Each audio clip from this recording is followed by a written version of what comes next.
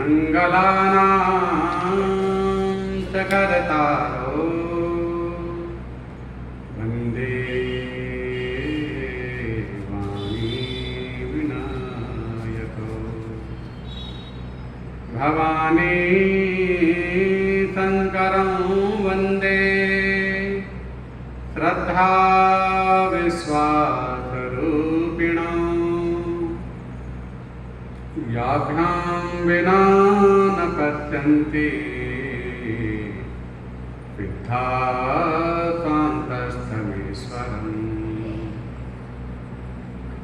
वन्दे बोधमयं नित्यं गुरुं शङ्कररूपिणं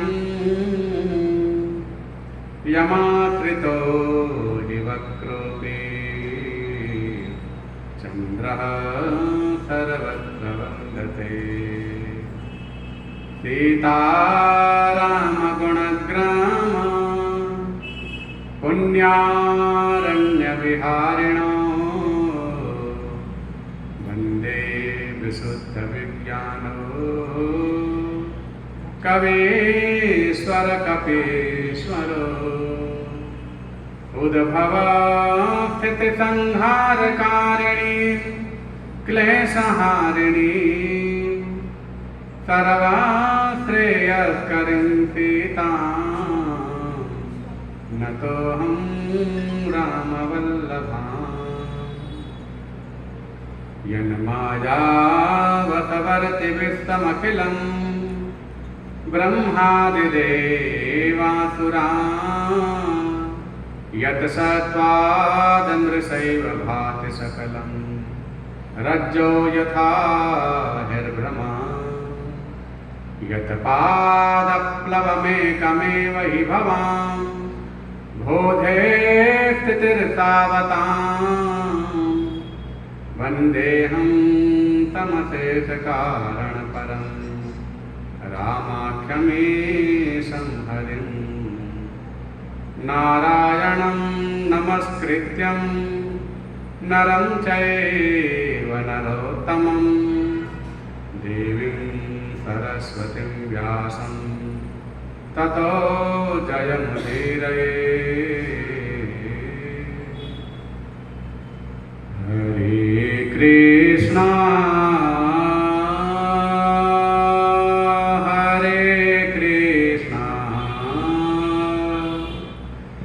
कृष्ण कृष्ण हरे हरे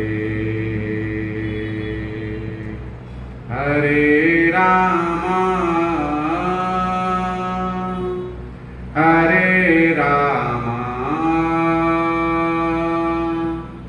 राम राम हरे हरे हरे कृष्णा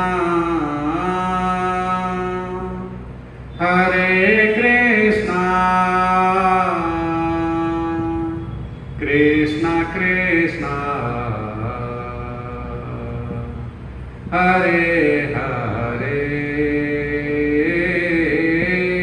हरे राम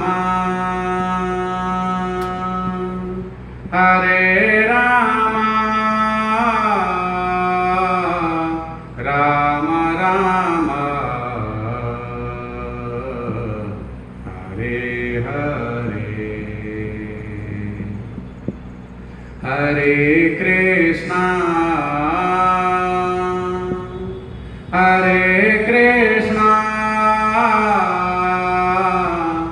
कृष्ण कृष्ण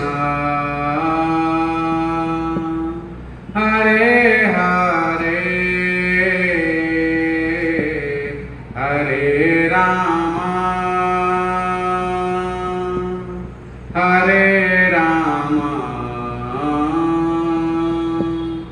राम राम हरे हरे हरे कृष्णा कृष्ण कृष्ण हरे हरे हरे राम राम राम हरे हरे, हरे कृष्णा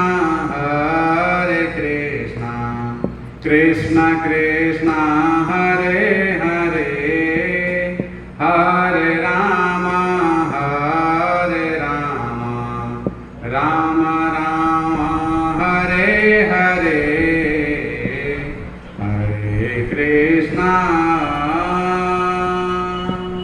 हरे कृष्णा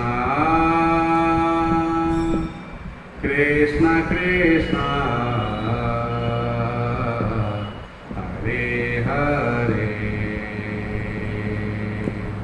हरे राम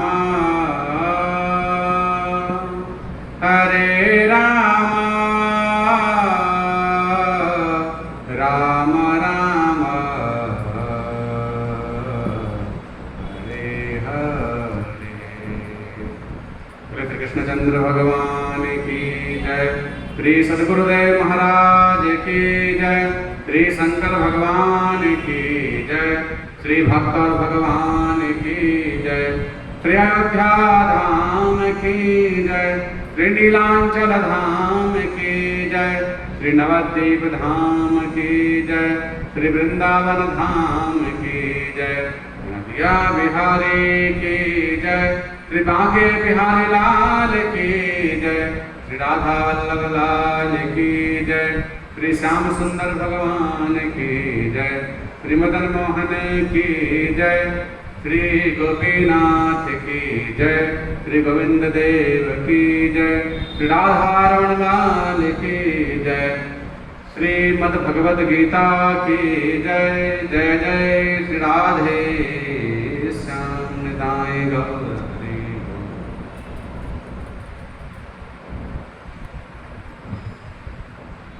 अनंत कोटि ब्रह्मांड नायक सकलेतर विलक्षण आपसे कल आप वत्सल, भक्त वत्सल, शरणागत वत्सल, दया वत्सल, दया सिंधु, कृपा सिंधु, अपनी अहेतुक कृपा संपूर्ण जीवों पर बरसाने वाले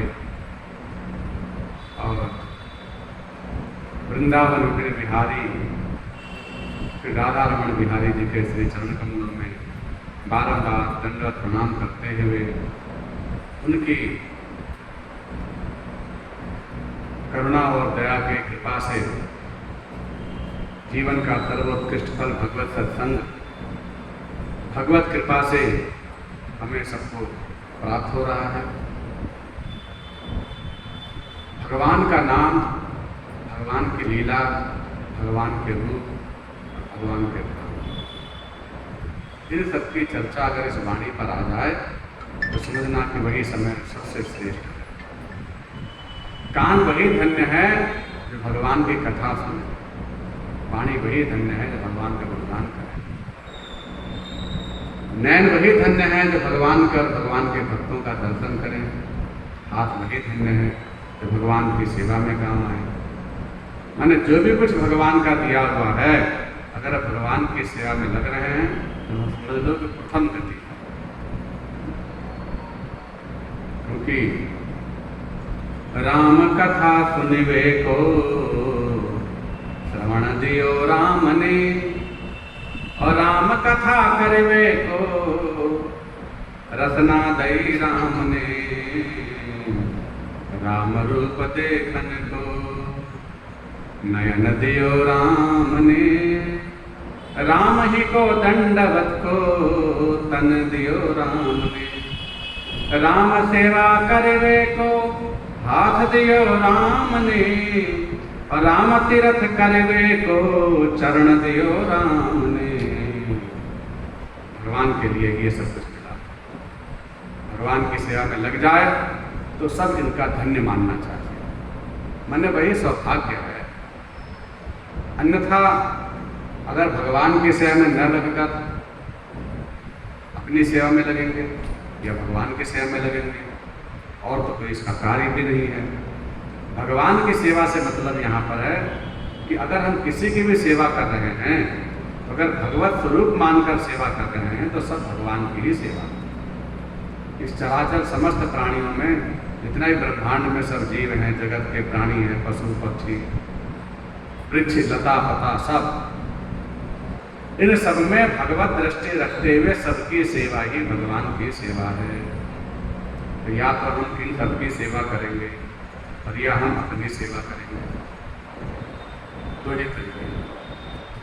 भगवान कह रहे अगर दूसरों की सेवा में ये शरीर, ये धन, ये तन, ये मन कुछ भी काम आ गया तो समझ लो कि हम आगे के लिए कर्म का निर्माण कर रहे हैं, आगे के लिए बना रहे हैं। अब बोले अपने लिए, बोले अपने लिए तो प्रारब्ध के अनुसार भोगना ही है। अपने लिए सेवा के लिए ये कुछ मिला ही नहीं, तन मन धन जितना भी कुछ है ये सब देने के लिए मिला। इदम न मम, तुम्हारे लिए है, मेरे लिए नहीं। ईसावास्य उपनिषद में भी सबसे पहला सूत्र है, सबसे पहले ऋचा है कि ईसावास्यमिदं सर्वं यत् किंचित जगत्याम जगत् तेन त्यक्तेन पुंजीथा मा वृथा कस्य धनम्। ईसावास्यमिदं सर्वं, इस संपूर्ण जगत को ईश्वर का ही दूसरा स्वरूप समझना चाहिए। और यही बात गीता में भगवान कह रहे हैं, प्रकृति क्रियमाण, ये सब कुछ मेरा ही स्वरूप माने। वासुदेवम सर्वम इति सा महात्मा सुदुर्लभ। 7वें अध्याय में भगवान कह रहे हैं कि जो संपूर्ण प्राणियों में वासुदेव को ही देखता, भगवान को ही देखता, वही महात्मा दुर्लभ है। वासुदेवम सर्वम इति सा महात्मा दुर्लभ। क्योंकि समस्त सर्वभूतेषु यः पश्येत् भगवत भावमात्मनः भूतानि भगवत्यात्मन्येष भागवतोत्तमः। सर्वभूतानि यः पश्येत्, जो संपूर्ण प्राणियों में भगवान को देखता है अथवा ऐसी दृष्टि भगवान की कृपा से जब कदाचित प्राप्त हो जाती है, तब जानो कि वह वास्तव में उत्तम भागवत है। भागवत एक श्रेणी का नाम है, भक्त का नाम है, पुस्तक का नहीं। भागवत भक्त का ही नाम है। और भागवत में भी जो उत्तम श्रेणी के जो भक्त होते हैं उन्हें कहते हैं भागवत। सभी भागवतोत्तम, इसलिए 3 प्रकार की भागवत श्रेणी महात्म खंड में बताई गई है। तो ऐसी दृष्टि बहुत जन्मों के बाद भगवान की ही कृपा से ऐसी प्राप्त होती है धीरे धीरे। क्योंकि सबसे पहले तो ये दृष्टि हमें अपने गुरु में, संत में, भक्त में, वैष्णव में, इन सब में बनाई जाती है। माता पिताजी, तुलसी में, नारायण में, इन सब में। तो इन सब में ही दृष्टि बनाने में कई जन्म लग जाता है। क्योंकि जानना अलग विषय है पर मानना अलग विषय है। हो सकता हम जानते हैं पर मानते नहीं हैं, ऐसे बहुत लोग हैं। तो जानना तो ठीक है, पढ़ के अध्ययन करके कवित्व की, सुगद्य की ये सब शैली प्राप्त हो जाएगी, लेकिन बिना संतों की, गुरुजनों की कृपा के बिना वह दृष्टि प्राप्त नहीं होगी जिस दृष्टि से हम उनके अंदर ये मानने लग जाएंगे, हाँ ये भगवत होती है, ये दृष्टि। और वही दृष्टि जब प्राप्त करने के लिए ही हम कथा में आते हैं, सत्संग में आते हैं, जहाँ भी जाते हैं हमें क्या प्राप्त होता है? वो दृष्टिकोण प्राप्त होता है, नजरिया प्राप्त होता है। भक्त का देखने का तरीका अलग है, व्यवहारिक व्यक्ति का तरीका देखने का अलग है, सबका तरीका ही देखने का नजरिया अलग अलग है। देख सब वही रहे हैं, सबकी क्रिया शैली भी वही है, क्रियाकलाप भी वही है, चाहे वो अपने शरीर की हो, चाहे वो दूसरे के प्रति हो, व्यापार, व्यवहार, विचार सब एक जैसा, लेकिन सबके भाव अलग अलग हैं। भाव सबके एक जैसे नहीं हो सकते। सब कुछ अगर लाखों करोड़ों अरबों की संख्या में, अरबों क्या कहें, अगर जीव जगत के सारे ही प्राणियों को मिला लिया जाए, जितने भी सजीवंत हैं, चाहे पशु पक्षी त्रियक कोई, तो अरबों खरबों से भी अनंत गुना ये जीव पूरा ब्रह्मांड भरा हुआ है। देवी देवता से लेकर यक्ष राक्षस किन्नर विद्याधर गंधर्व सब अनंत। लेकिन उन अनंत जीवों में उनके अनंत भाव हैं। किसी का भी किसी से पूरा नहीं मिल सकता। आप कोई मनुष्य या कोई पशु पक्षी भी ऐसा नहीं हो सकता कि बिल्कुल सेम विचार हैं। शरीर भले हो जाए, तन हो जाए, धन हो जाए, तब दिखने वाली जितनी भौतिक पदार्थों की चीजें हैं वो सब बराबर कदाचित हो सकती हैं, क्योंकि उसमें भी न्यूनतम है, लेकिन मन तो सबका एक हो ही नहीं सकता। हम ये नहीं कह सकते कि बिल्कुल बराबर मन है, थोड़ा ना थोड़ा तो अंतर होगा ही। हर चीज में अंतर होगा, पत्ते पत्ते का अंतर होता है, दिखने में सब हरे हैं। ऐसे परमात्मा की लीला है। उन सर्वशक्तिमान की ये सत्ता देखनी चाहिए। जैसे हम एक बहुत बड़े कोई म्यूजियम में जाते हैं, कहीं साइंस की कोई क्रियाकलाप को देखते हैं, किसी आविष्कार को देखते हैं, तो बड़ा आश्चर्य होता है, अरे ये बनाया, ऐसी चीज़ बनाई, भाई ऐसा तो हमने कहीं देखा नहीं। लेकिन उन आविष्कारकर्ता भगवान की लीला देखिए कि जिसने कैसा कैसा सृष्टि बनाई है, अद्भुत सृष्टि बनाई, और ऐसी अद्भुत सृष्टि बनाई कि सब अलग अलग कर दी है। लेकिन अगर मैं आपसे पूछूं कि ऐसी कौन सी चीज़ है जो सब में एक सी बनाई, तो बताइए क्या बताओ। एक चीज़ है ऐसी जो समस्त प्राणियों, अरबों खरबों में, सब में एक, वो भी सोच में, क्योंकि सोच सबकी एक जैसे नहीं हो सकती। लेकिन हम कह रहे हैं सोच, सोच माने भाव, भावना कहो, विचार कहो, सोच कहो, एक ही बात है। वो एक सोच तो सबकी एक जैसी, चाहे वो इंसान हो, चाहे वो हैवान हो, चाहे वो अच्छा हो, चाहे बुरा हो, चाहे वो कैसा भी हो। क्या चीज़ है? सब में एक है, सब एक ही चीज़ सोचते हैं, दूसरा कुछ नहीं सोचता, सब एक जैसा सोचते हैं, वो एक विषय। हाँ, लेकिन वो भी नहीं, क्योंकि ऐसे ऐसे दिव्य पुरुष भी हैं जो भोजन ही नहीं करते। कोई हवा पी के रह रहा है, कोई जल पी के रह रहे हैं, ऐसे भी वातानुकरण। तो भोजन तो बहुत छोटी बात है, और कई जीव ऐसे हैं जो भोजन करते ही नहीं। पशु पक्षी में भी ऐसे कई जीव हैं। भोजन तो अन्नमय कोश की ही पूर्ति कर सकता है, और शरीर के बिना भी जीवधारी बहुत सारे लोग हैं। फिर देवता लोग तो उनके पास तो शरीर ही नहीं है। ऐसा ये भी एक आम आदमियों के लिए ही है, व्यवहारिक, भौतिक, व्यापारिक। लेकिन मनुष्यों में तो ऐसे बहुत सारे मनुष्य, दिव्य महात्मा अभी भी हैं जिनके बल से धरती टिकी हुई है, जो धन को छोड़ रहे हैं। जो कोई धन के कोठर खोल रहा, कोई धन के कोठर खोल रहा, कोई धन से मुखड़ा मोड़ रहा, ऐसे भी किसी ने धन, रूप सनातन जी जैसे, जिन्होंने राज पीठ को त्याग दिया, गुमन से के समान, गुमन के समान त्याग, ऐसे ऐसे बड़े बड़े राजाओं ने त्याग दिया। त्यक्ता सुदुस्त्यज सुरक्षित राज्य लक्ष्मी, राज्य लक्ष्मी को त्यक्ता, सुदुस्त्यज जो बहुत कठिन है, सुदुस्त्यज काट का त्यागना, लेकिन उसको भी त्याग कर दिया, तभी तो भगवान मिले। ऐसे तो मिलेंगे नहीं कि जिसने कह दिया कि तुम त्याग दो, हमें दे दो। ऐसे तो थोड़ा नहीं मिलेंगे, हम जैसा तो नहीं मिलेंगे। उनको मिलेंगे जो भी हैं। तो त्यागी भी हैं, ऐसा नहीं कह सकते कि बिल्कुल वीर विहीन मही में जानी, ऐसा नहीं कह सकते कि धरती पर कोई नहीं, कोई तो होंगे। हमारी आंखों के सामने नहीं आ सकते क्योंकि हम पापी हैं ना, हम इतने अपने आप के, हमारे आंखों के सामने भी वो दिव्य संत नहीं आ सकते, कोई तो होगा। और हम कह रहे हैं, मैंने तो बात रखे यहाँ देवताओं तक को शामिल कर दिया। ब्रह्मांड में सभी प्राणी जितने भी हैं, सबकी सोच में एक चीज वो ऐसी है जो सबकी एक है।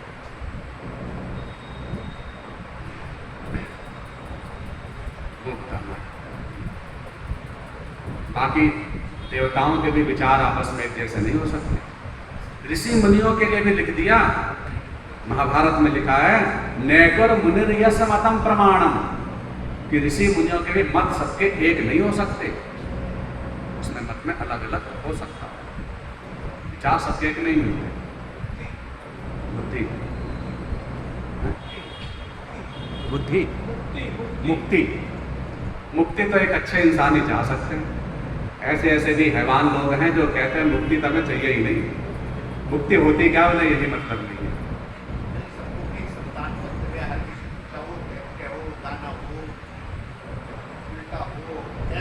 क्या चीज? संतान, अपनी संतान नहीं, ये भी नहीं। 3 प्रकार की चीज को त्यागना तो शुरू में बताया कि अगर संत बनना है, भक्त बनना है, भगवान का प्रिय बनना है तो वित्तेषणा, पुत्रेषणा और लोकेषणा, ये 3 बाधक हैं। तो अरे त्यागी पुरुषों की तो छोड़ दो, जो व्यवहारिक पुरुष भी होते हैं ना, ऐसे ऐसे देखे जाते हैं जो धन के लिए परिवार छोड़ देते हैं। कोई मान सम्मान प्रतिष्ठा की बात आ जाए तो परिवार को भी नजरअंदाज कर देते हैं। एक पुत्र है, काम काज कुछ करता नहीं, ऐसे ही पड़ा रहता है, ऐसे ही कपड़े लत्ते पहनता है, और कोई जो बहुत ज़्यादा माननीय और सम्माननीय की बात आ जाए तो उसे भी कहते हम जानते नहीं इसे, मैं कहीं, ऐसे भी लोग मिल जाते हैं। तो पुत्र सबको प्यारा होता है, लेकिन सबकी अपनी अपनी अलग अलग सोच है। कोई धन के पीछे भाग रहा है, कोई परिवार के लिए धन जोड़ रहा है, तो कोई धन के लिए मान सम्मान परिवार सबको दांव पे लगा देता है। माने ये तो एक स्वार्थी जीवों के लक्षण हैं। और फिर जो इस स्वार्थ से छूट गया तो उसने सबको दरकिनार कर दिया। ऐसे ऐसे परम पूज्य गुरुदेव श्री महाप्रभु जी के समकालीन में भक्त हुए श्रीवास पंडित, इकलौती संतान है जिनकी, प्राणांत हो गया है उसका, लेकिन फिर भी पत्नी से कह रहे हैं कुंडी लगा दो, कोई कीर्तन की आवाज़ न पहुंच जाए, भंग न हो जाए कीर्तन हमारा, क्योंकि मेरे लिए कीर्तन से बढ़कर वो संतान नहीं है। वो संतान की मुक्ति समझना अगर कीर्तन की आवाज़ बढ़ गई होगी तो। लेकिन अगर ये कीर्तन भंग हो गया, कथा भंग हो गई, तो फिर कहाँ से मिलेगा? क्योंकि ये तो बहुत जन्मों के बाद मिलता है, ये हमें बड़ी सुलभता से मिल जा रहा है। किसी को जैसे कि बहुत सुलभता से किसी को बहुत बढ़िया थाली मिल जाए, भंडारे में मिल जाए, दरिद्र को मिल जाएगा, किसी को कदाचित किसी के संयोग से किसी को एरोप्लेन की यात्रा मिल जाए, किसी के सहयोग से किसी को हजारों की गड्डियाँ मिल जाएं, कदाचित ऐसे का मिल जाए जिसको सोचने में, समझने में और सपने में भी ऐसी उम्मीद ना हो। ऐसे ही कभी कदाचित हमें कथा मिल जाए, कदाचित। लेकिन कथा की महिमा कितनी, भाग्योदये न बहुजन्म समर्जिते न सत्संगमम च लभतो पुरुषो यदा वै। सारे प्राण कह रहे हैं गर्जना कर करके कि भैया भाग्योदय, अनंत जन्मों के संचित पुण्य पुंज राशि जब इकट्ठी होती है ना, तब कानों में भगवान का नाम सुनने को मिलता है। ऐसा विकराल कलिकाल आने वाला है कि नाम तक भी नहीं सुनाई देता है दूर दूर तक। अभी तो फिर भी भगवान की बड़ी कृपा। तो लेकिन आस्था पर ये सब टिके हुए हैं। जब आस्था ही खत्म हो जाएगी तो फिर कौन बोलेगा, कौन सुनेगा? और सुनेगा सुनाएगा भी तो सब स्वार्थ के लिए, फिर उसका लाभ ही क्या रहेगा? तो इसलिए ये जो कथा है ना, ये हमें ये सोचना चाहिए बड़े भगवान की कृपा हुई। हमें ये सोचना चाहिए कि भाई कोई आए कोई ना आए, मेरे को एक समय तो मिला भगवान के 2 घंटे कहने का, गीता का उच्चारण करने का, राम नाम बोलने का, नहीं तो हम भी अपने अलग माया में घूम रहे हैं, अलग काम है। तो लेकिन ये कथा मिल जा रही है तो समझ लो सब कुछ मिल गया, भगवान का गुणगान करने का अवसर मिल गया, तो हमें धनभाग मनाना चाहिए, बड़ी कृपा हो गई। तो पहली बात तो इस कथा के लिए लोग कितना बड़ा त्याग कर करके कथा के लिए निकल गए। सदना वो धन्ना धन्ना वो थे धन्ना जाट, धन्ना जाट जो है खेती करते समय में कथा सुनने के लिए छोड़ दिए खेत। परिवार वालों ने कहा जाओ जा करके थोड़ा खेत की रक्षा कर लो। तो भगवान आ गए रखवाली करने के लिए। तो भगवान तो रखवाली कर रहे हैं और वो भगवान की कथा सुन रहे हैं। कथा की महिमा तो वो जानते हैं ना, हम क्या जानते हैं? सेना नाई के नाई का काम करते थे, राजा के यहाँ जाना है, लेकिन रास्ते में कथा का पंडाल मिल गया और कथा कृष्ण कथा इतनी मधुर लगी, क्योंकि जो जिसका प्रेमी होता है वो वही सुनता है। इतनी मधुर लगे कि बस वहीं खो गए, भूल गए। सोचे तो थे कि 10-5 मिनट में उठ जाऊंगा, लेकिन कथा में इतना रमण कर गए, मन ही तो लगना है, और लग गया तो लग गया। और जब मन ही इतना आसक्त हो जाता है ना, तो फिर भूल शब्द निकलता है, भूल गए। तो मन इतना रमण कर गया कि भूल गए कि राजा के पास ले जाना। तो भगवान नाई का रूप लेके चले गए। भगवान ने जाकर उसकी हजामत करी राजा की, सेना नाई। भगवान जानते हैं कथा की नहीं। भगवान स्वयं गोविंद देव जी भक्तमाल की सबसे पहली ग्रंथ को वही सुन रहे हैं। श्री मनोहर दास जी के शिष्य हुए श्री नवनीत प्रिय दास, वो वाले, तो उन्होंने इसकी टीका करी। तो वे कथा सुन रहे हैं। श्री नाभा गोस्वामी जी के द्वारा फिर से पुनः उसको एक विस्तृत व्याख्यान के रूप में जो एक भाव दिया है, तो वो कथा सुनाने के लिए जयपुर के गोविंद देव जी के पास गए और वहाँ जाकर कथा सुनाई। और वहाँ कथा भगवान ने हुंकारी बार के सुनी। उनको लगा पता नहीं इतने लोग आए हैं, सुन रहे हैं कि नहीं सुन रहे हैं। पूछ लिया बीच में से, अच्छा जरा बताओ। अब बाकी लोग तो सब चुप कि नहीं सुना पाए। तो उनको लगा कि क्या मेरे ठाकुर जी भी नहीं सुन रहे हैं, क्योंकि भक्तमाल में तो यही लिखा कि ये कथा केवल भगवान के लिए ही है। भगवान जितना मन से भक्तमाल सुनते हैं उतना अपनी कथा नहीं सुनते, क्योंकि ऊंचे लोगों के लक्षण यही है कि अपनी कथा थोड़ा नहीं सुनेंगे, कोई अपना सुयस थोड़ा नहीं सुनेंगे। तो भगवान के भक्तों की कथा सुनने के प्रिय श्रोता हैं भगवान स्वयं, और भगवान की कथा सुनते हैं भक्त, और भक्त कथा सुनते हैं भगवान। ऐसे तो कथा की महिमा तो वे जानते हैं, हम लोग क्या करें। हम लोग को लगता है 24 घंटे में किसी भी घंटे व्हाट्सअप खोल लो, फेसबुक खोल लो, कुछ भी खोल लो, सब जगह कथा ही कथा है, कथा ही कथा है। कथा कहाँ दुर्लभ है। लेकिन वस्तुतः हमने पहले दिन या साथ दूसरे दिन ये बताया था कि 3 चीजें हैं कथा में। एक तरफा नहीं है, माना कि महाराज जी तो साक्षात भगवत स्वरूप ही हो गए, वक्ता तो बहुत बढ़िया हो गया, लेकिन श्रोता नहीं है बढ़िया। तो फिर कथा कैसी? तो कथा में 3 चीजों का मिलन होना चाहिए। त्रिवेणी का नाम है कथा। त्रिवेणी है जो जग जंगम तीरथ राज। तीरथ राज प्रयागराज में कितनी भीड़ लगी सब जानते हैं, लेकिन गोस्वामी जी रामचरितमानस के शुभारंभ में कह रहे हैं कि तीरथ राज है कहाँ। माने रामचरितमानस का शुरुआत ही प्रयागराज से हुआ है, और वहां पर कथा की ही महिमा कह रहे हैं। कथा बोले जोड़ जड़ जंगम तीरथ राज। जहां पर ये संत महात्मा भगवान की कथा करने लग जाए ना, जहां पर कर्म योग रूपी यमुना जी, भक्ति योग रूपी श्री गंगा जी, और ज्ञान योग रूपी ज्ञान से संबंधित जो कथा है वो सरस्वती। तो गंगा यमुना सरस्वती की उपमा ये थी कि बोले ये तीनों ही कर्म ज्ञान और भक्ति का समुच्चय ही जहाँ पर प्राप्त हो जाए, वहाँ पर जब मज्जन करना है वही त्रिवेणी संगम है। उस त्रिवेणी संगम में स्नान करने से ही हमें वो फल प्राप्त होगा जो शास्त्रों में लिखा हुआ है। माने प्रयागराज भी गए और वहाँ जाकर कथा नहीं मिली हमें, तो समझ लो कुछ नहीं गए, कहीं नहीं गए, जाकर के भी अधूरे रह गए। क्योंकि ये बात हम केवल उसके नहीं, हम तो कह रहे सब जगह प्रमाण लिखा है। भागवत महाभारत में वेद व्यास जी कह रहे हैं, आत्मा नदी संयम पुण्य तीर्था, आत्मा नदी संयम पुण्य तीर्था, सत्योदका तीर्थ तथा जलोर्मी, तत्रावगाह्य कुरु पांडुपुत्र, न शुद्ध्यति नहीं चांतरात्मा।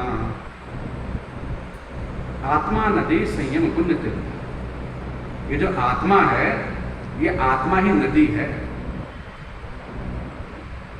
आत्मा ही नदी है। संयम पुण्य तीर्था, और वहाँ जो संयम है हमारे अपने मन का संयम, इंद्रियों का संयम, तो ये जो सब संयम है, अनुशासन है, नियम है, यही हमारे लिए पुण्य तीर्था, तीर्थ का कार्य कर रहे हैं, पवित्र करने वाले का, क्योंकि तीर्थ शब्द बना है तीर्थी कुर्वंत तीर्थानी, जो हमें पवित्र करते हैं उसको कहते हैं तीर्थ। तारणा तीर्थ नित्याहु, जो तार देते हैं उन्हें तीर्थ कहते हैं। सत्योदका, जहां सत्य रूपी जल में स्नान करना है, सत्योदका तीर्थ तथा जलोर्वी, तीर्थ के किनारे जहां पर संतोषो नंदनम वनम, संतोष इत्यादि के वृक्ष लगे हुए हैं। तत्रा बगाइया, हे पांडव पुत्रों तुम वहां पर स्नान करो, क्योंकि वहां के स्नान से तुम्हारा मन और अंतरात्मा पवित्र हो जाएगी और इसके द्वारा तन पवित्र हो जाएगा। तो जैसे कि शराब की बोतल हो और बोतल का ढक्कन न खोले जाए, या कोई कूड़ा कचरा का ढक्कन न खोला जाए और उसको गंगा जी में डाल दिया जाए, पड़ी रहे उसमें 1 महीना क्या, 4 महीना क्या, साल भर भी पड़ी रहे, ढक्कन ना खुले बस उसका, तो बताओ पवित्र कहलाए? कहेंगे कि हम पवित्र हो गए वो जाकर, कितना भी गंगा जी नहा दो। उसी तरह से ये मन जो है, ये इस मन का ढक्कन न खुले, विषय वासना, कामना, इच्छा, दुर्गुण, दुराचार, ये सब हमारे बुराइयां न निकले। तो बुराइयां तो अंदर ही है ना, तो बुराइयों का ढक्कन न खोला जाए, ऊपर से खूब रोज स्नान करो, गंगा जी में ही रहो। हम कह रहे हैं गंगा जी में क्या मगरमच्छ नहीं रहते, जीव जंतु नहीं रहते, सब मुक्त हो जाने चाहिए अगर यही महिमा है तो, लेकिन नहीं। अब ये बात भी नारद पुराण में लिखी गई है। तीर्थेषु वसंती मत्स्या, तीर्थ में बहुत सारी, गंगा आदि तीर्थेषु वसंती मत्स्या, गंगा आदि तीर्थों में बहुत सारी मत्स्य माने मछलियां रहती हैं। गंगा आदि तीर्थेषु वसंती मत्स्या, और देवालय पक्षिगणाश्च सन्ति, और देवालय इत्यादि तीर्थों में बहुत सारे पशु पक्षी रहते हैं, तीर्थवासी करते हैं। लेकिन भावोचितास्ते न फलम लभन्ते, लेकिन भाव के अभाव में वो तीर्थ का फल प्राप्त नहीं कर पाते, कि भाव नहीं होता, उसकी महिमा नहीं जानते। इसलिए भाव ही प्रधान है, इस भाव की ही शुद्धि है। पूरी श्रीमद् भगवद गीता में भगवान ने नामोच्चारण के पर जोर तो दिया, लेकिन इतना ज़्यादा नहीं। जहाँ उन्होंने कहीं एक आध जगह लिखा भी कि नाम जपो मुक्ति हो जाएगी, उस नाम जप के पीछे भी विधि बताई है। नाम जप के बारे में कहाँ कह रहे हैं, नाम जप कैसा होना चाहिए? बोले नाम जप में भी हमारा मन लगना आवश्यक है। माना कि मन नहीं लगे तब भी नाम लो, ऐसा भी नहीं है कि अगर हम सोचे मन तो लग नहीं रहा तो छोड़ो, नाम को छोड़ देते हैं, ऐसा नहीं। भगवान कह रहे हैं दोनों लग जाए तो अति उत्तम, लेकिन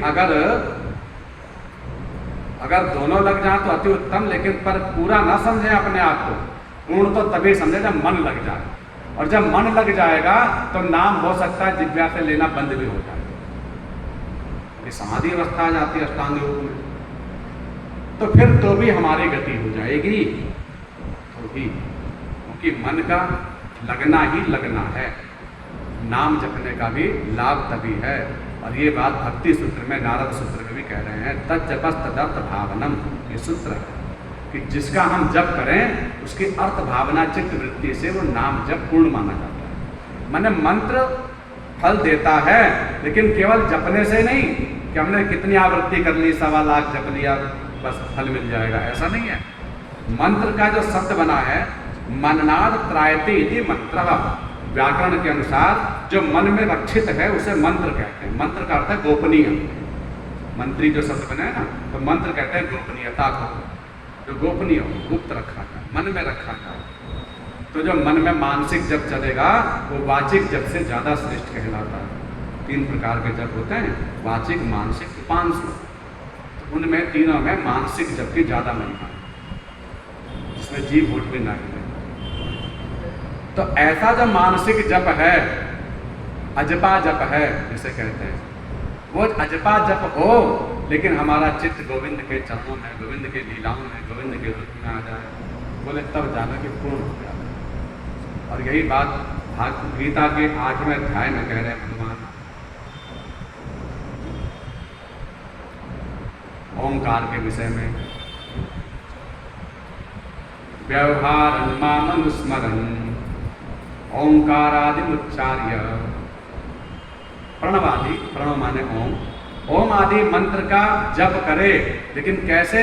बोले अंतिम कालिक समय के लिए बता रहे हैं भगवान के। अंत काल में क्या करें? बोले अंत काल में उसके मुख से ओंकार आदि कोई भी नाम निकल जाए। लेकिन कैसे निकल जाए? बोले व्याहरण माम अनुस्मरण, माम अनुस्मरण, मेरा स्मरण करते हुए। सीधे सीधे नहीं करें बस नाम ही निकल जा, होगा काम। शुरुआत के लिए तो हम हर किसी को यही बताएं, भैया कैसे भी लो, उल्टा सीधा कैसे भी लो, जपो नाम। लेकिन नाम जपने वाले व्यक्ति इतने गर्वित हो जा रहे हैं, इतना अहंकार से परिपूर्ण है, हम तो खूब नाम जप रहे हैं। भैया नाम जप रहे हो, लेकिन नामी का भी साथ में तादाद में है कि नहीं, इसका भी विचार करना चाहिए। तो प्रश्न का चलो उत्तर देते हैं। पहले वहाँ प्रश्न था ना, बोला जाए। प्रश्न क्या था कि संपूर्ण प्राणियों में सब भगवान ने अलग अलग बनाए, शरीर का नक्शा अलग, हाथ पैर के भी सबके अलग, उसका रुपया पैसा भी सबका अलग, किसी पे 1 रुपया कम है, किसी पे ज़्यादा है, उसकी वस्तु भी अलग, उसका परिवार भी अलग, और शरीर की नस नाड़ियाँ भी हमारी थोड़ी थोड़ी अलग।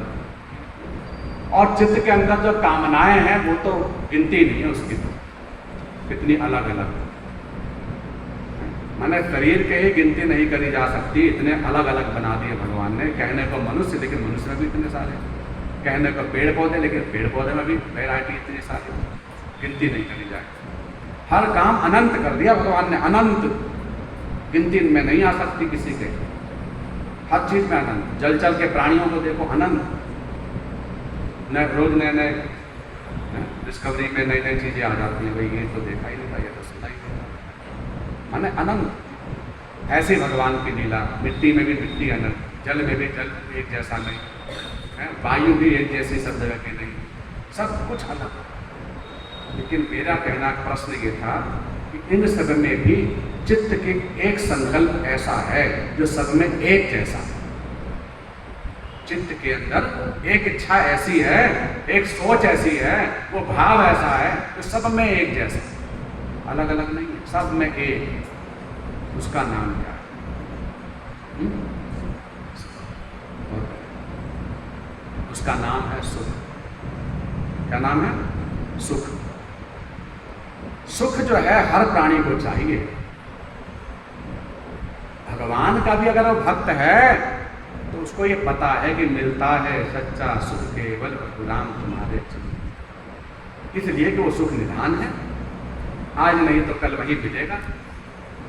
तो सुख जो है वो सबके प्राणियों का लक्ष्य है।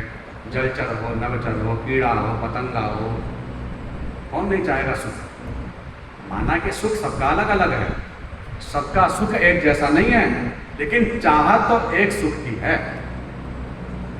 मुझे बीए बनना है, मुझे डॉक्टर बनना है, मुझे ये बनना है, मुझे वो बनना है, किस लिए भैया? सुख मिलेगा किस लिए? हैं? हाँ, तो इच्छा जो है, ये सुख जो है वो सब में ही है। अब कहो कि भक्त तो सुख का परित्याग कर देता है, या ज्ञानी पुरुष, तो भक्त भी इस सुख से वंचित नहीं रह सकता, हटा नहीं सकता। क्यों?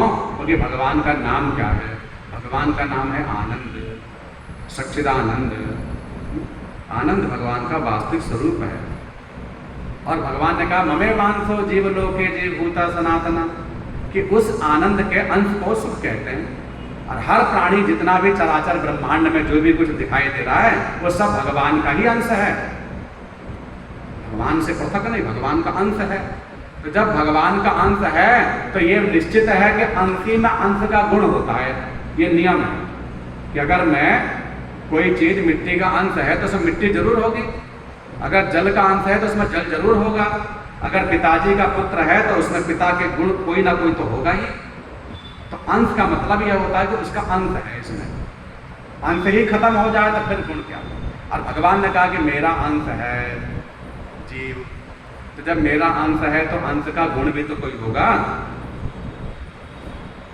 और जो सब में होना चाहिए वो आत्मा। बोले आत्मा का पर्यायवाची नाम भी तो होगा, बस केवल आत्मा ही थोड़ा ना है सब में। तो आत्मा का पर्यायवाची नाम है सुख। पूछो कहाँ लिखा है? रामचरितमानस में भी, इसमें भी। पहले रामचरितमानस का प्रमाण सुनो। ईश्वर अंश जीव अविनाशी, ईश्वर अंश जीव अविनाशी, चेतन अमल सहज सुख राशि, चेतन अमल सहज सुख राशि। 3 नाम बताए आत्मा के पर्यायवाची। ईश्वर अंश जीव अविनाशी, ईश्वर का ही अंश है, जीव अविनाशी है। ये भी मरण धर्मा नहीं है। जैसे परमात्मा मरण धर्मा नहीं है, वैसे ये भी मरता नहीं है। और इसका स्वरूप क्या बोले? चेतन। चेतन चित्त शब्द से बना है। सच्चिदानंद के अंदर सत्य चित्त आनंद है, तो उसमें चित्त जो शब्द है उससे चेतनता है। चेतनता जिसमें कि वो प्रकाशक है, जिसमें कि क्रिया है, जिसमें स्पंदन है, स्फुरण है, उसी का नाम चेतन है। अमल, अमल कहते हैं प्रत्यक्ष को। प्रत्यक्ष कौन है? बोले परमात्मा ही प्रत्यक्ष में है। कहोगे वो तो अपरोक्ष है, दिखाई नहीं देते। बोले इसलिए नहीं दिखाई देते कि हमारे पास वो दृष्टिकोण नहीं है, हमारी दृष्टि में नहीं है। अर्जुन जैसे तक को नहीं दिखाई दिए। भगवान बोले मैं ही नारायण हूँ, मैं उसमें हूँ, मैं रस में, मैं गंध में, मैं पुष्प में, जल में, सब 10वें अध्याय में विभूतियाँ बता दी भगवान ने। मैं धातु में, स्वर्ण में, इसमें, वो सब कुछ मैं ही हूँ, सबका सार मैं ही हूँ। भगवान ने घूम फिर के ये कह दिया, भैया सबका सार नहीं। तो अब इतनी बात कहने पर अर्जुन बोले कि दिखाई तो नहीं दे रहे, आप तो मेरे भाई दिखाई दे रहे, बुआ के लड़के हो, भाई हो, ये जानता हूँ। तो नहीं, इन आंखों से नहीं देख पाओगे। दिव्यम ददामि ते चक्षु पश्चिमे योगमेश्वरम।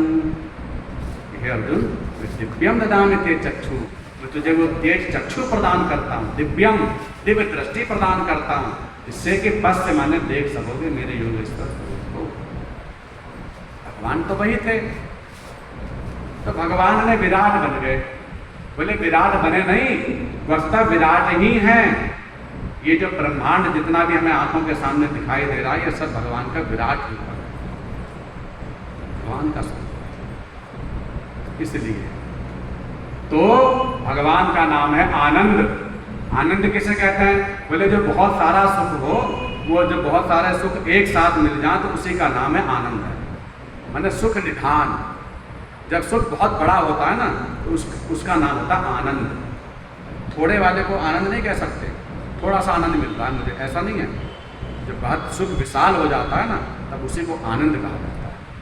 आनंद का विलोम नहीं है, सुख का विलोम है दुख। लेकिन आनंद का नहीं बोल पाएंगे, क्योंकि आ उसमें लग गया पहले से। आनंद तो जो है पूर्ण है, आनंद पूर्ण ही होता है, सुख अल्प होता है, और हम अल्प हैं क्योंकि वो पूर्ण है। और पूर्ण का जो अंश होगा वो अल्प ही होगा, क्योंकि हम अंश हैं, अंश ही थोड़ा ना है। वे सागर हैं, हम बूंद हैं। वे पृथ्वी हैं, हम उसके कण हैं। वो वायु है, तो हम वायु के एक सुगंध हैं। ऐसे है भगवान के हम अंश, लेकिन उस अंश का नाम है सुख। इसीलिए हर आत्मा है, मन नहीं, ये मन का गुण नहीं है, ये आत्मगुण है जो उसके अंदर सुख चाहता है। हमें वांसो जीव लोके जीव भूता सनातना। भगवान कह रहे जीव भूतो सनातना। वो जो सनातन जीव है वह सुख का स्वरूप है, उसको सुख चाहिए, आनंद चाहिए। और वही संसार मिलता नहीं, लेकिन ढूंढता है। जन्म से ही शुरुआत हो जाती है सुख ढूंढने की, कभी रुपए में, पैसे में। लेकिन क्या हुआ? बोले ज्यादा समय तक इस संसार का कोई पदार्थ पे भी उंगली रखकर बता दो कि हाँ ये तुम्हें पूर्ण सुख दे सकती है, हमेशा सुख दे सकती है, हमेशा सुख नहीं दे सकती। बढ़िया से बढ़िया कोठी हो जाए, लेकिन फिर भी मन करता चलो घूमने चलते हैं, घूमने चलते हैं। क्यों भाई? इस कोठी से बढ़िया थोड़ा ना है वो वृंदावन या तुम्हारा पिकनिक शहर जो भी हम कहीं। क्यों? क्योंकि सुख चाहिए ना। अब यहाँ से हम बोर हो गए। और भौतिक वस्तु जितनी भी है वो ज्यादा समय तक सुख नहीं दे सकती है, उसका नियम है। माने इस प्रकृति का नियम है ये कि ज्यादा समय तक यहाँ की कोई चीज सुख नहीं दे सकती। एक अध्यात्म पक्ष है, एक भौतिक पक्ष है, दो ही पक्ष हैं, दो पहलू हैं। एक परा और एक परा, एक श्रेय और एक प्रेय। तो ये जो संसार है, ये संसार जो है वो खुद ही अधूरा है। जिसका सार न हो उसी का नाम संसार है। संसरति इति संसारः। व्याकरण में संसार शब्द व्युत्पत्ति हुई है संसरति इति संसार। जो असार है वो संसार है। माया का अर्थ है माँ माने नहीं, या माने जो कुछ नहीं है उसका नाम माया है। इसलिए यह जो असारे संसारे, इस असार रूपी संसार में किसकी शरण में जाएं? तो समझ जतो में शरणम के मस्ती, किसकी शरण में जाएं? तो गुरु कृपालो कृपया बदेत विश्वेश पादाम्बुज दीर्घ नौका। गुरु जी ने कृपा करके बताया यह विश्वेश पादाम, भगवान के चरण कमलों के ही पादाम्बुज को ही नौका समझो, वही नौका। और वो क्या है? बोले देखो सुख के लिए हमारी जो 10 इंद्रियां 11 इंद्रियां हैं, ये सब भाग रही हैं अपने अपने विषयों की ओर। ये लेकिन क्या करना चाहिए? बोले इनका मतलब क्या है? आंख देखने का मन कर रहा है, कान सुनने का मन कर रहा है। अब सुन लिया, बहुत देर हो गई सुनते सुनते, अब नहीं, 2-4 घंटा हो गया, अब चलते हैं कुछ और सुनेंगे। लेकिन सुनेंगे ऐसा नहीं कि अब कान बंद करके, वो भी ज़्यादा देर तक कान बंद करके नहीं रह सकते। अब सुनेंगे, वही थोड़ी देर डाल ली, कीर्तन बहुत देर हो गया, अब चलो फिर और सुन के आते हैं। फिर घर की कथा सुन ली, अब व्यथा से बहुत दुखी हो, अब चलो कथा सुन के आते हैं। कथा बहुत देर सुन ली, अब व्यथा सुन लेते हैं। लेकिन कहो कि हम सुनना बंद कर दें तो वो तो संभव नहीं है। हाथ होने बहुत सारे, आप हाथ को कितनी देर तक ऐसे एक स्थिति में रख सकते हो? नहीं रखा जाएगा, माने सामान्य स्थिति में नहीं रखा जाएगा। तो ये हमारे भगवान की बनाई हुई एक प्रकृति के ऐसे एक नियोजित स्वाभाविक प्रक्रिया है। क्योंकि जिव्या की ये सारी इंद्रियां अपने अपने, अगर इसमें आत्मशक्ति है, चेतना शक्ति है, तो इसमें समय क्रिया शक्ति है और ये सब काम करती हैं। लेकिन उद्देश्य क्या है? बोले उद्देश्य एकमात्र है सुख। हमें आंखों से देखने वाली जो चीज है, अगर सुख दे रही है तो थोड़ा ज्यादा देर देख लोगे, और दुख दे रही है तो वो देखना पसंद नहीं करोगे, बंद कर लोगे। आप ज्यादा देर तक आप शोर नहीं सुन सकते, ज्यादा देर तक आप पीड़ा नहीं सुन सकते, ज्यादा देर तक आप किसका कष्ट नहीं सुन सकते, वेदना नहीं सुन सकते, कितना भी भयंकर आताताई को ना हो, लेकिन वो भी ज्यादा देर तक नहीं। क्यों? क्योंकि वो अंश जो है ना जिस परमात्मा का, वो तो सौम्य ही है, वो तो शांत ही है, वो तो कूटस्थ ही है, वो तो चिन्मय ही है, ये उसका गुण है। इसलिए ये स्वाभाविक है कि ज्यादा देर तक नहीं। लेकिन हमारी प्रवृत्ति बनी हुई है सुख पाने की। हम जिह्वा से बोलते हैं इसलिए कि हमें सुख मिल पाए, भगवान का नाम गुणगान करके, नाम लेकर सुख मिल रहा है, खूब नाम ले रहे हैं, जितना हो जाए नाम लेते रहो, नाम लेते, क्यों? सुख मिल रहा है। तो सुख जो है इसके लिए स्वाद रसगुल्ला, लेकिन एक सीमा के बाद मेरा मतलब यह है कि इंद्रियों के बहिर्मुख से सुख नहीं मिल सकता। एक समय आने पर ये सब इंद्रियां जो हैं वो शांत हो जाती, दुखी हो जाती हैं, इधर उधर भागती फिरती हैं, चलो अब यहाँ चलो, वहाँ चलो, वहाँ चलो। ऐसे करते करते हमारा जीवन निकल जाता है इंद्रियों को सुख देते देते। अच्छा मन कर रहा है वहाँ चलो, चलो चलते हैं, मन कर रहा है ये करो, मन करो ये करो। तो मन भी क्या है? इंद्रिय का ही नाम है, 11वीं इंद्रिय है। तो हमने अपने इस इंद्रियों को ही तो सुख देने के लिए रुपया, पैसा, मान सम्मान, परिवार सब कुछ जोड़ा है। सुबह से शाम तक हमारी जितनी भी क्रियाकलाप है, तो पूछा भैया किस लिए?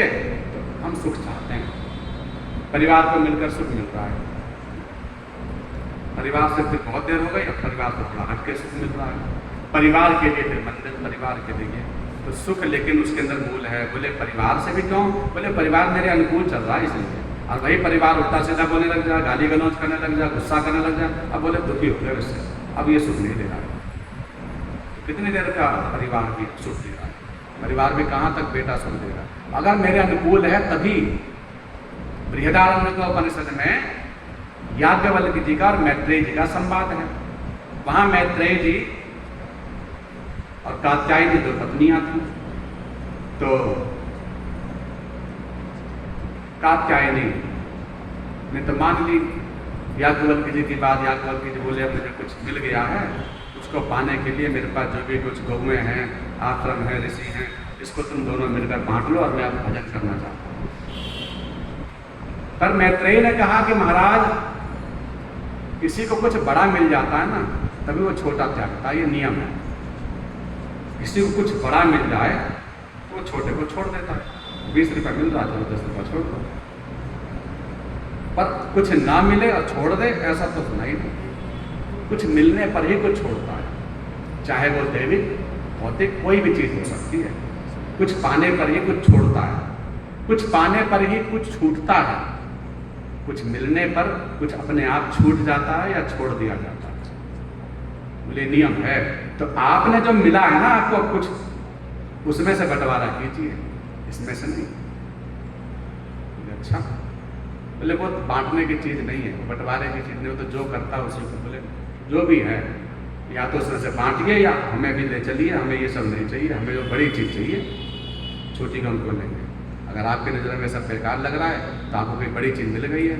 तो जिसकी नज़रों में ये संसार का सुख नगण्य मान करके संसार को तुच्छ समझ करके त्याग देते हैं वे संत महापुरुष, परमहंस इत्यादि, तो उनकी नज़रों में कहीं ना कहीं उसे विशेष शांति मिली होगी तभी तो हम इतना ही अनुभव कर लें कि भैया वो जो शांति की अनुभूति करते हैं, परम मंद मुस्कुराहट करते हैं, हृष्ट पुष्ट शरीर भी रहता है और बहुत आनंद के साथ वो रह जाते हैं, जंगलों में भी, कंदराओं में भी, पहाड़ों में भी।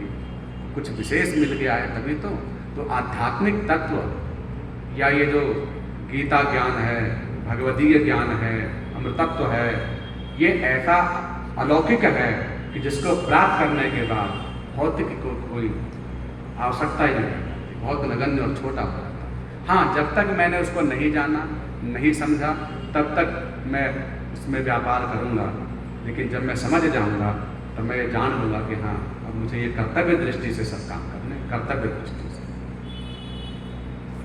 तो उन्होंने कहा उसमें करिए, तो उन्होंने बहुत सुंदर उत्तर दिया। नवा अरे मैत्रेयी भगवत नवा अरे मैत्रेयी पुत्रम प्रियम भवती भवत्यात्मनस्तु पुत्रम प्रियम भवती।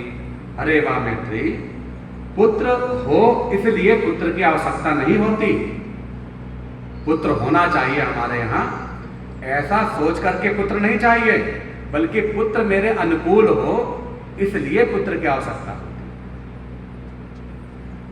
मेरे पास धन हो इसलिए धन की आवश्यकता नहीं होती, धन से मुझे सुख मिले इसलिए धन की आवश्यकता लगती है।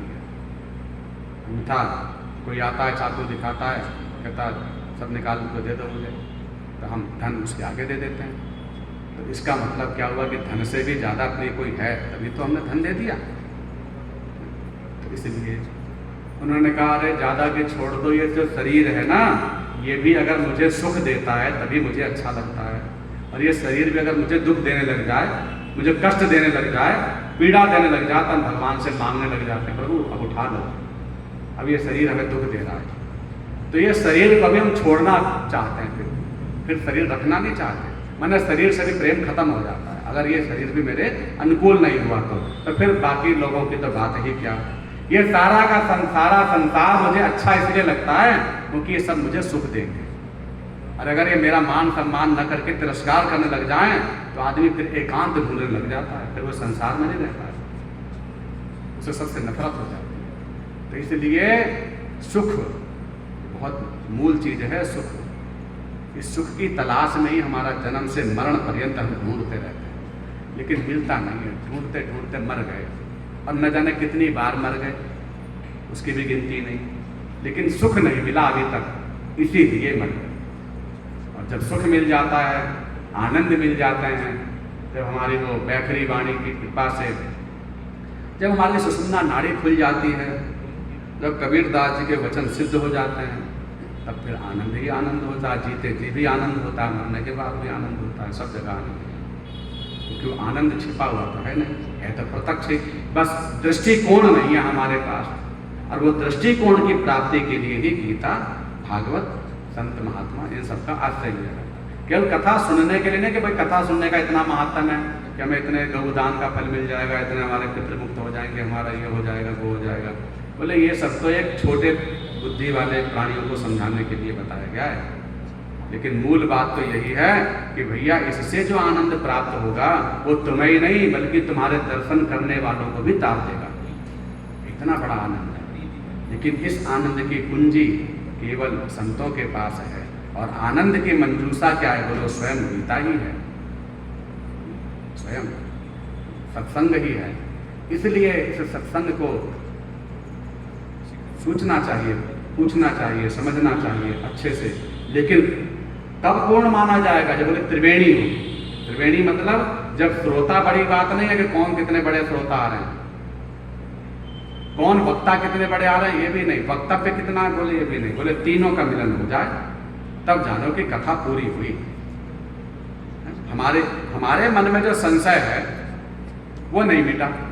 कथा तो बहुत बढ़िया हुई, लेकिन मेरे मन का संशय नहीं मिटा। बोले मेरे लिए कथा नहीं हुई, मेरे लिए कथा नहीं, क्योंकि मेरे संशय नहीं मिटा। और कथा कौन सी है? बोले राम कथा सुंदर करतारी, संशय विहग उड़ावनिहारी। जो संशय रहित पक्षों को उड़ा दे, वो कथा है जो हमारे अंतर के द्वंद्व मिटा दे, जो हमारे शंकाओं को मिटा दे, संदेह को मिटा दे। इसीलिए सब ऋषि मुनियों ने सब कथा में पूछा। अर्जुन ने क्या कम पूछा? हर बात पे पूछ रहे। गीता के तीसरे अध्याय में भगवान ने दूसरे अध्याय में सबसे ज्यादा कहा, सब बात समझा दी, सार बता दिया। सबसे ज्यादा बड़ा अध्याय भी है, लगभग 72 श्लोक है दूसरे अध्याय। भगवान ही समझाते हैं, 10वें 11वें अध्याय से ही बोलना शुरू करते हैं, श्लोक से समझा रहे हैं खूब। और इतने ज्ञान की पराकाष्ठा तक समझा दिए दूसरे अध्याय के अंतिम श्लोक से 1-2 श्लोक पहले तक। क्या कह रहे हैं भगवान? विहाय कामान यह सर्वान पुमाश्चरति निस्पृह। 70वां श्लोक के आसपास देख सकते हैं। तो वहां कह रहे हैं भगवान पूरी गीता के दूसरा अध्याय में ज्ञान, कर्म योग भी, ज्ञान योग भी, संगात कहाँ से शुरू हुआ, सब कुछ बहुत बढ़िया से, मैंने सब कुछ है एक में ओतप्रोत है। ऐसी गीता है, ऐसी भागवत है, ऐसी रामायण है, ओतप्रोत माने एकार्थम सप्तधा जानन अविरोधे न मुच्यते। भगवान कह रहे हैं ये साधारण नहीं है, ये ऐसे अलौकिक आध्यात्मिक और दैविक शक्तियों से परिपूर्ण है भगवान के मुख से विनिश्रित वाणी कि अविरोधे न मुच्यते एकार्थम सप्तधा जानन। माने जिसने पूरे 18 अध्याय पढ़े, पूरे 18 अध्याय पढ़े, सारे श्लोक अक्षर अक्षर से बिल्कुल अन्वय व्यतिरेक करके सब पढ़ा। बोले फिर बोले जिसने केवल 1 अध्याय पढ़ा, बोले वही बराबर है। बोले वो कैसे बराबर हो गया? बोले एक अध्याय में, माने प्रत्येक अध्याय में वो प्रत्येक पूरे स्कंधों का सार है समझने में। जिसने समझना होगा तो वो एक अध्याय में भी पूरी गीता समझ जाएगा। बोले और बोले प्रत्येक पद में, प्रत्येक श्लोक के पदों में जो है वो पूरे अध्याय में है। माने उसने एक पद भी समझ लिया ना, इसलिए तोता के कई बकरी के प्रसंग महात्म प्रकरण में आए हैं कि जिसने एक अक्षर सुना था गीता का, उसका उद्धार हो गया। एक अक्षर कान में पड़ गया, उद्धार हो गया। क्यों? क्योंकि प्रत्यक्षरम जब लिखा है तो लिखा है तो सत्य ही होगा, गलत तो लिखा नहीं है। बोले अक्षर अक्षर में जिसने एक अक्षर भी समझ लिया ना गीता का, उसने संपूर्ण गीता समझ ली। एकार्थम सप्तधा जानन। जिसने कृष्ण को समझ लिया उसने संपूर्ण गीता समझ ली। ऐसी अद्भुत गीता। बोले और कैसी है? बोले इसको भी छोड़ दो, केवल ऊपर का पृष्ठ भाग, केवल रूप देखा था, तस्वीर देखी थी एक ब्राह्मण में, और अर्जुन को उस समय अहंकार हो रहा था कि अरे मुझ जैसा कोई भक्त नहीं, मैंने तो गीता सुनी, वो भी इतनी अद्भुत, इतनी अलौकिक, जिसके लिए भगवान ने अंतिम अध्याय में लिख रहे कि दम ते ना तपस्काय ना भक्ताय कदाचन। हर किसी को मत कहना, बड़ा गोपनीय ज्ञान कहा है, तुम्हें कहा है, दोनों सेनाओं के बीच में ले जाकर कहा है, तुम्हारे अलावा किसी ने नहीं सुनी, बस तुमने ही सुनी है, ऐसा कह रहे थे। अब नर तो है ही, लेकिन भगवान लीला करते हैं तो उनको लगा कि अब बस मुझ जैसे सरीखे और मेरे जैसे ठाकुर जी मेरे साथ, मेरे मित्र, मेरे सब कुछ, और ये पूर्ण जगत के स्वामी, अब मुझ जैसा भक्त कौन हो गया। तो भगवान सब जान जाते हैं। भगवान थोड़ी आगे चले तो देखे एक पेड़ के नीचे एक बालक है और वो जो है गीता ऊपर से देख रहा है, आंसू बहा रहा है, उंगली ऐसे ऐसे कर रहा है, उल्टी गीता पकड़ रखी है, गीता उल्टी पकड़ रखी है और ऐसे ऐसे उंगली लगा रहे हैं। फिर पलट देता है और पलट के ऊपर वाला जो चित्र है वो देख करके रोने लग जाता है। तो भगवान से अर्जुन बोले कि प्रभु समझ नहीं आ रहा क्या चक्कर है, ये गीता भी उल्टी पकड़ रखी है, उंगली फेर रहे हैं और रोता भी है, तो रोने का भाव भी समझ में आ रहा है कि भाव है, पर क्या मतलब। भगवान बोले उससे ही पूछ लेते हैं। उनके पास गए, बोले भैया तुम क्या कर रहे हो? बोले गीता पढ़ने की कोशिश कर रहा हूँ। बोले क्यों, पढ़े लिखे? बोले पढ़े लिखे तो है नहीं, लेकिन मुझे किसी ने बस थोड़ा सा ही पढ़ा दिया है कि भगवान कृष्ण, जिनसे बहुत प्रेम करता हूँ, उन्होंने अर्जुन को गीता सुनाई। मेरे भगवान कृष्ण ने अर्जुन को कुछ विशेष सुनाया, महाभारत जैसे युद्ध के बीच में सुनाया। कथा सुनाने के लिए लोग कितनी शांति ढूंढते हैं, कितना व्यवस्था करते हैं, और युद्ध के बीच में किसी ने कथा सुनाई हो, ये तो प्रसन्न नहीं, पहली बार सुनने में आ रहा। कहाँ लड़ाई झगड़ा हो रहा है और वहाँ हम गीता लेके बैठ जाएं। किसी घर में लड़ाई हो रही हो और हम कहें भैया गीता सुनोगे, जरा गीता सुन लो, ठीक तो वो भी पिस जाएगा उसमें। लेकिन सोचने वाली बात है, महाभारत जैसे युद्ध के बीच में गीता की आरंभ है, युद्ध में, क्योंकि गीता बहुत अलौकिक है। महाभारत जैसे युद्ध के बीच में ही हमारे जीवन के अंतर्द्वंद में भी, क्योंकि जीवन हमेशा संघर्ष ही है, जीवन के अंदर युद्ध हो रहे हैं, सुमति कुमति हमारे अंदर हमेशा लड़ रही हैं, अच्छाई बुराई हमेशा लड़ रही हैं, हर जगह युद्ध हो रहा है, बाहर भी और भीतर भी, हर जगह युद्ध चल रहा है। पर इन युद्धों के बीच में एक कृष्ण भगवान ही हैं जो शांति दूत बनकर के गीता के उपदेश से ही हमारे इस युद्ध को रोक सकते हैं, अथवा युद्ध करके हमें विजय प्रदान करा सकते हैं, दोनों स्थिति है। तो उन्होंने कहा अच्छा तो चलो तुम्हें क्या समझ में आ रहा है यही बता दो, कौन सा भाव तुम्हारे अंदर आ रहा है? बोले सुनिए, मैंने अंदर का तो कुछ समझ नहीं पा रहा हूँ, कुछ लिखा है बस यही समझ पा रहा हूँ, इतने पेज लिखे हैं, इस बात को देख के प्रसन्न हो, मेरे भगवान ने इतनी सारी बात कह दी, ये सब देख देख के प्रसन्न हो रहा हूँ, मेरे भगवान के कहे हुए वचन हैं, ये सुन सुन करके आनंद में विभोर हो रहा हूँ। लेकिन जब बाहर का पृष्ठ भाग देखता हूँ ना, ऊपरी भाग देखता हूँ, तो वहाँ मुझे दिखाई देते हैं कि मेरे भगवान नीचे बैठे हैं, मेरे भगवान सारथी बने हैं और अर्जुन जो ऊपर बैठा है। तो मुझे अर्जुन पर बड़ा गुस्सा आ रहा है, मेरे अंदर क्रोध बढ़ रहा है और मेरा मन कर रहा है कि अगर अर्जुन मिल जाए तो मैं उसे तुरंत बाण से मार दूँ, उसे खत्म कर दूँ। अर्जुन के सामने कह रहे हैं वो, क्योंकि अर्जुन जैसा मुझे शत्रु नहीं दिखाई दे रहा। अरे कहने के लिए और बातें भी बना रहा है अर्जुन, शिष्यस्ते हम साधिमाम ताम प्रपन्नम, मैं तुम्हारा शिष्य हूँ, मुझे ज्ञान दो। लेकिन काम तो सारथी का ही करवाया ना, बाद में भी गुरु ज्ञान, चला हमने पहले नहीं मानता था गुरु, अब ज्ञान देने वाले को तो गुरु मानना ही चाहिए, और ज्ञान देने वाले को भी कोई गुरु ना माने तो उसे क्या कहते हैं? कृतज्ञ कहते हैं। उसे कृतज्ञ लगता है उसके आगे, जो किसी के उपकार को नहीं मानता। तो गुरु जो ज्ञान देता है वो गुरु होता है, जहां से भी हमें ज्ञान प्राप्त हो वो गुरु तुल्य होता है। गुरु की बड़ी भारी महिमा है, अगर हमने गुरु का आदर नहीं किया तो कुछ नहीं, भगवान भी नहीं मिल सकते। बोले ऐसे, तो बोले ऐसा गुरु को भी फिर उसने बिठाया तो सारथी बना के नीचे, और सारथी का काम कितना कठोर होता है। बोले सारथी बैल बैठाने के लिए नहीं होता है, अर्जुन के जो पैर है ना तो भगवान के यहाँ पर रहते हैं, कंधे पे। अर्जुन के पैर भगवान के कंधे पर रहते हैं, क्योंकि ये नियम है युद्ध का कि वो युद्ध करता जो है वो उसको पैर सारथी के उस पर ही रखने पड़ेंगे।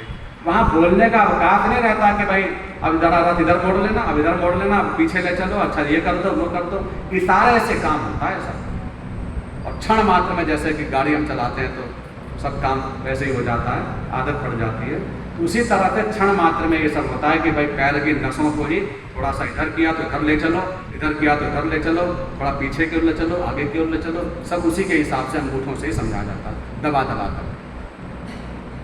ये काम अर्जुन को करना है और कृष्ण भगवान को सहना है। तो कितना बड़ा काम, हमारे प्रभु कितना दर्द हुआ होगा, प्रभु कितने सरीखे, कितने कोमल, कितने कैसे कैसे, उनके ऊपर ये काम हुआ, तो बताओ मैं अर्जुन को कैसे सहूँ? मुझे तो लग रहा कि अर्जुन जैसा कोई अपक्त ही नहीं, अर्जुन जैसा कोई दुराचारी पापी ही नहीं। ऐसे ऐसे सब बोले। अब अर्जुन तो बेचारे लज्जित हो गए और सोच भी रहे हैं कि हाँ बात गलत नहीं है, तो कह रहे बिल्कुल ठीक है। लेकिन कर्तव्य का पथ ही कुछ ऐसा है। पूरी गीता में अगर कहो कि कहा क्या है तो बस कर्तव्य, कर्तव्य का ही ज्ञान कराया है। और कर्तव्य का मार्ग ऐसा है, कब किसको कौन सा रूप बदलना पड़ेगा कहा नहीं जा सकता। कब कैसी परिस्थिति तुम्हारे जीवन में ऐसी आ जाए कि गुरु चेला हो जाए, चेला गुरु बन जाए, तुम सारथी बन जाओ, तुम ऊपर बैठ जाओ, कभी नीचे बैठ जाओ, कभी रंग बन जाओ, क्या होगा कुछ पता नहीं। लेकिन जो भी होगा उस वक्त तुम्हें क्या करना होगा, तुम्हें कौन ज्ञान देगा, वो है गीता। परिस्थितियां तो तुम्हारे कर्मानुसार, प्रारब्ध के अनुसार जो आनी है वो आएगी, लेकिन उन प्रत्येक परिस्थिति में हमें क्या करना चाहिए और क्या नहीं करना चाहिए ये जानना हो तो गीता का आश्रय लेना ही पड़ेगा। इसी के लिए गीता का आश्रय। तो ऐसी अलौकिक गीता जिसके लिए भगवान ने बहुत सारी बातों से गीता के माध्यम से अर्जुन को समझाया, लेकिन अर्जुन बार बार पूछ रहे हैं जिज्ञासु बनकर के हम जैसे जीवों के लिए। उन्हें वस्तुतः जरूरत नहीं है, वे नर नारायण हैं, सब जानते हैं, लेकिन हम जैसे जीवों पर कृपा करके पूछ रहे हैं। और तीसरे अध्याय में क्या पूछ रहे हैं? देखो शरणागति किसे कहते हैं? शरणागति उसे कहते हैं कि जहाँ पर वो जो कहें वही सही है, वो जो करें वही सही है, वो जो बोले वही सही है, वो जो करेंगे मेरे हित के लिए करेंगे, फिर अपना कुछ भी दिल दिमाग कुछ नहीं। ये तो शरणागति है। और गीता के दूसरे अध्याय के 7वें श्लोक में शरणागति ग्रहण करिए अर्जुन ने। श्लोक अर्जुन कह रहे हैं गीता के दूसरे अध्याय के 7वें श्लोक में। बहुत इंपॉर्टेंट श्लोक है ये, बहुत महत्वपूर्ण। इसका हमारे गुरु जी के द्वारा एक प्रयोग व्यवहारिक जगत के लिए भी समझ लें। गीता एक मंत्रात्मक भी है ये। फिर कल परसों के दिन चर्चा करेंगे किस किस कामना, जैसे रामायण है ना मंत्रात्मक, हर चौपाई का एक ये है कि इसके द्वारा संतान प्राप्ति, इसके द्वारा पुत्र प्राप्ति, इसके द्वारा धन प्राप्ति। इसी तरह गीता के अंदर भी कई श्लोक या कई अध्यायों का अलग अलग महत्व है कि किस अध्याय के पाठ करने से हमारे पितरों की मुक्ति, किस अध्याय के पाठ करने से हमारे शोक की निवृत्ति, किस अध्याय के पाठ करने से धन की प्राप्ति, किस अध्याय के पाठ करने से हमारे को भक्ति की प्राप्ति, किस अध्याय के 13वें अध्याय के जैसे कोई कृपा से हमारे व्यापार की वृद्धि। तो हर कामनाओं को पूर्ण करने वाली है गीता। अगर हम भौतिक जगत में भी देखें तो इस पर किसी दिन पर चर्चा भी थोड़ी दिमाग में कुछ और आ रहा है। बोलो कृष्ण भगवान की। तो ऐसी अलौकिक गीता है।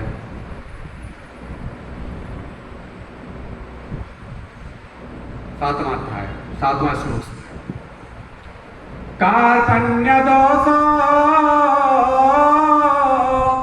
पहता स्वभाव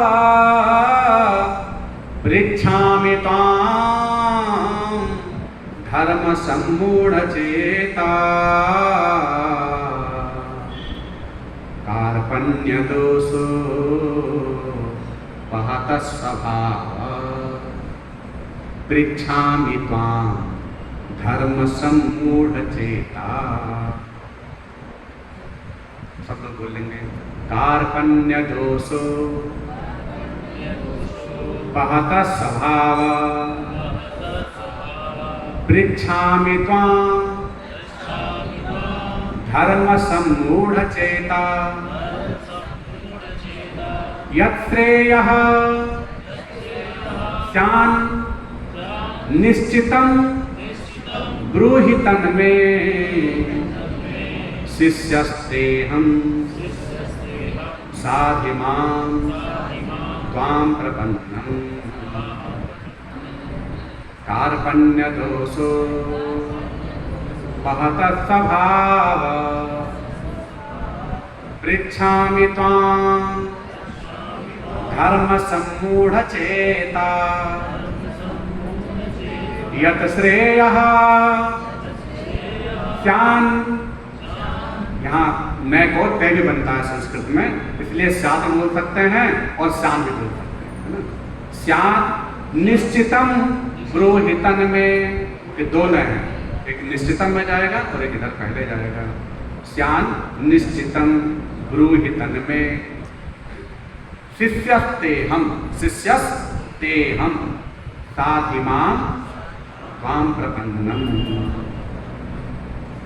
संपूर्ण पुराणों के, साधनों के, ग्रंथों के पठन पाठन का, या कहा जाए कि जितने भी वेद पुराण इतिहास सांख्य मीमांसा योग दर्शन इत्यादि जितने भी ग्रंथ हैं, उन सबके पठन पाठन का एक ही परिणाम है, एक ही फल है, उसका नाम है शरणागति। क्या नाम है? शरणागति। शरणागति के लिए ही सब कुछ बताया जा रहा है। अगर शरणागति नहीं हुई, जब तक नहीं हुई तब तक तो पढ़ते रहो, करते रहो, चलते रहो। शरणागति, इसलिए ये शरणागति का मूल श्लोक है। अगर भगवान की शरणागति चाहिए तो आपको इसको पढ़ना चाहिए। और किस लिए पढ़ना चाहिए? बोले अगर हमें कुछ समझ में नहीं आ रहा, ऐसा धर्म संकट पड़ गया घर गृहस्थी में, परिवार में युद्ध चल रहा है, परिवार की लड़ाई थी महाभारत, बाहर की लड़ाई तो नहीं है, और बाहर की लड़ाई से बड़ी जटिल हो जाती है परिवार की लड़ाई। इसलिए गीता को साधारण न समझें। बाहर की लड़ाई को मिटाने के लिए बहुत सारे अनेकानेक उदाहरण अनेकानेक पुराणों में उपस्थित हैं, लेकिन घर की लड़ाई में तो अच्छों की मोह ममता जागृत हो जाती है, और उस मोह ममता के संताप को मिटाने के लिए गीता का आश्रय लिया गया। तो अगर कहीं, क्योंकि सबके घर में कहीं ना कहीं परेशानियां होती हैं, तो अगर गृह कलेश अथवा घर में कहीं अशांति अथवा कहीं ऐसी स्थिति आ जाए कि वहाँ समझ में ना आए कि अब मैं क्या करूँ, किसके पक्ष में लूँ, किसका साथ लूँ, पत्नी का पक्ष लूँ, माता जी का पक्ष लूँ, ससुर जी का पक्ष लूँ, ससुराल का पक्ष लूँ, अपनों का पक्ष लूँ, इनका पक्ष लूँ। और कहीं भी अगर आपने अपने मन की करे तो आपको पाप लग जाएगा, आपको दोष लग जाएगा, अपराध लग जाएगा, परिणाम में आपको भुगतना ही पड़ेगा। भाई पहले का आप भोग रहे हैं, आगे का आप आगे आगे बनाकर भोगेंगे, भोगना तो पड़ेगा। ये बात तो गीता ही नहीं, सारे ग्रंथ, सारे संत सब यही की बात समझा रहे हैं, जो करोगे सबको भरोगे।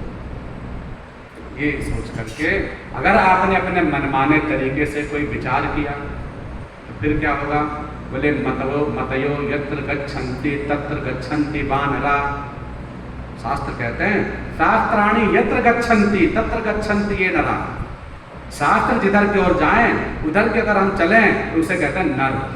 शास्त्राणि यत्र माने जहाँ, गच्छन्ति माने जाते हैं, तत्र गच्छन्ति वहाँ जो जाते हैं वे नरा मनुष्य हैं। और मतयो यत्र गच्छन्ति अपना दिल दिमाग चलाते हैं, अपना मन, और मेरा मन तो ये कह रहा है जी, मेरा मन तो ये कह रहा है। भैया मन तुम्हारा जरूरी थोड़ा ना अच्छा ही बोलेगा। जैसे मन के ऊपर काली माँ चढ़ा रखे तो काली माँ वाली बात बोलेगा, जैसा गिलास चढ़ा होगा वैसे ही बोलेगा, सीधी सी बात। मन के ऊपर सब कुछ चलता है। मन दर्पण है, अगर वो अविच्छिन्न है, अगर वो आवृत्त है, अगर वो ढका हुआ है, तो फिर आपको अपना प्रतिबिंब भी साफ साफ नहीं दिखाई दे सकता। तो इसलिए उसको हटाने के लिए, उस शंकाओं को हटाने के लिए, संदेह को हटाने के लिए हमें शरणागति की जरूरत पड़ती है। हे गुरु अब आप ही बताइए, हे गुरुदेव अब आप ही बताइए, हे संत जी आप ही बताइए, हे ब्राह्मण देव आप ही बताइए, हे पिताश्री जी आप बताइए, माता जी, किसी के न किसी के पास तो सरेंडर करना ही पड़ेगा, कहीं कर दो। लेकिन आपको सरेंडर किए बिना बात नहीं बनेगी। शरणागति बहुत सुख है, ये शरणागति है। तो क्या करें? बोले ये श्लोक पढ़ें, ये श्लोक शरणागति। यहाँ अर्जुन की यही व्यवस्था है हम जैसे जीवों के लिए। प्रभु समझ में नहीं आ रहा है, केवल करते ही मूड हो रहा हूँ, समझ में नहीं आ रहा, युद्ध करना उचित है नहीं करना, ये मेरे अपने हैं। और अपने से ज्यादा यहाँ वो खड़े हैं जो मेरे पूजनीय हैं, सम्माननीय हैं, आदरणीय हैं। उनसे युद्ध कैसे? जिनका पूजा करने की महिमा है, गुरु जी को तू करने का इतना बड़ा पाप है, गुरु जी के भगवान से भी ऊंचा दर्जा है गुरु जी के, उन गुरु जी को छलनी करना है तीरों से, उनको युद्ध करना, उनको मारना है। ब्रह्म हत्या कितना बड़ा पाप होती है, फिर गुरु हत्या, यहाँ तो ब्रह्म भी है और गुरु भी है, तो कितना बड़ा भयंकर पाप। और आप कह रहे हो लड़ लो, तो ये तो अच्छी बात नहीं है। आपका नाम धर्म है, आप धर्म नहीं कर सकते। लेकिन मुझे जब तक आप समझाएंगे नहीं ना, तब तक नहीं। भगवान ने तो शुरू में ही लड़ने की बात कर दी थी। 18 अध्याय के बाद थोड़ा ना कहिए कि युद्ध करो। तो दूसरे अध्याय में शुरुआत में ही जहां बोलना शुरू किए 11वें श्लोक में, दूसरे अध्याय के 11वें श्लोक, जहां भगवान बोलना शुरू किए, तो शुरुआत में भगवान ने कितने कटु शब्द कह दिए, झकझोरने वाले। क्लेप्यम मास्मगमः पार्थ, क्लेप्यम नपुंसकता, क्लेब कहते हैं नपुंसक।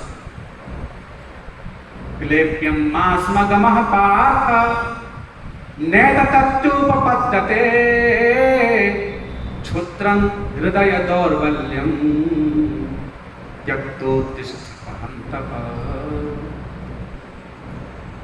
क्लेप्यम मास्मगमः पार्थ, हे पार्थ, तुमसे ऐसे उम्मीद नहीं थी कि तुम ऐसी बात बोलो।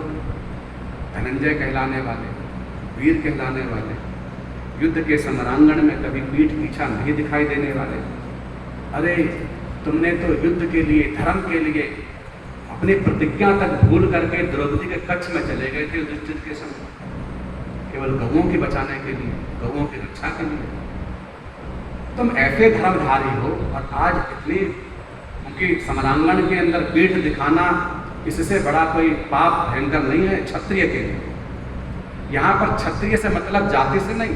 भगवान कह रहा है अगर तुम्हारे पास शक्ति है, तुम्हारे पास पौरुष है, पुरुषत्व है, और तुम्हारे सामने कोई अबला की लाज जा रही है, तुम्हारे सामने कोई अधर्म हो रहा है, तुम्हारे सामने कोई पाप हो रहा है, और तुम चुप बैठे हो, तो तुम भी बहुत बड़े पाप हो। गीता महाभारत बहुत जगह अलग अलग यही शिक्षा देते हैं, कहना भी नहीं है। अगर तुम्हारे पास शक्ति है तो उसका प्रयोग करो, नहीं है तो वहां से उठ के चल दो, लेकिन निश्चल मत होकर बैठो। इसलिए कहा क्लेप्यम नपुंसक, क्योंकि उल्टा होता है वीरता का। बोले नपुंसकता तुम्हें कहा, नपुंसक शब्द कह करके सबसे पहला प्रयोग यहाँ पर अध्यायों में, पहला प्रयोग यहाँ नपुंसक। कहां से आई नपुंसकता? आई का कहने का भगवान का अभिप्राय है कि इंसान के अंदर गुण अवगुण आते हैं। और ये बात भगवान ने गीता के दूसरे अध्याय में ये बात बता दी कि आगमा पाइनो नित्यास तांस तिक्षस्व भारतः। आगमा पाइनो, आने जाने वाली चीज है। क्या? गुण अवगुण। ना तो कोई जन्म से गुण लेकर आया है, सद्गुणों का भंडार, और ना कोई गुण लेके आया। जिनके जैसे लोगों की संगति में बैठते हैं भाई वैसे गुण आ जाते हैं, कोई दुर्गुण आ जाता है कुछ। तो वास्तव में ये हमारे अंदर पहले से नहीं है। तब परमात्मा के इंसान सब अच्छे ही थे। तो आगमा पाइनो, आगमा माने आने वाली और जाने वाली, बोले ये तो आने जाने वाली चीज है, अच्छाई बुराई, टिकने वाली नहीं है। सुगंध दुर्गंध की तरह है। आ गई आग, जहां बैठोगे वहां की दुर्गंध आ जाएगी, कहीं बैठोगे सुगंध आ जाएगी। तांस तितिक्षस्व भारत, लेकिन जो तुम्हारा गुण है, तुम्हारे गुण का मतलब है आत्मीय गुण है, जो मेरा जन्म सिद्ध अधिकार है, आत्मीय गुण, वो क्या है? सुख। ये बताना थोड़ी देर पहले, सुख जो है वो हमारा जन्म जातीय गुण है। बाकी जो गुण आए वो आने जाने वाले हैं। अच्छा ये बहुत अच्छा इंसान है, बोले पहले से तो नहीं था, और ये बहुत बुरा इंसान है पहले।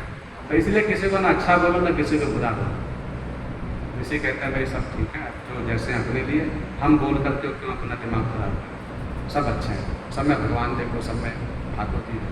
जैसा तुम देखोगे तुम वैसे बन जाओगे। अच्छा देखोगे तो तुम्हें सुख मिलेगा, अपने सुख चाहते हो तो अच्छा सुख। तो आगमा पाइना, बोले तो आने जाने वाली चीज है, लेकिन जन्म जातीय गुण क्या है? बोले जन्म जातीय आत्मीय गुण तो यह है कि मुझे सुख चाहिए। सुख मेरा आत्म जातीय गुण है, वो मेरे हर जन्म जन्म से बसा हुआ है अंदर। मुझे सुख चाहिए, युद्ध करना है इसलिए सुख चाहिए, नहीं करना है इसलिए कि सुख चाहिए।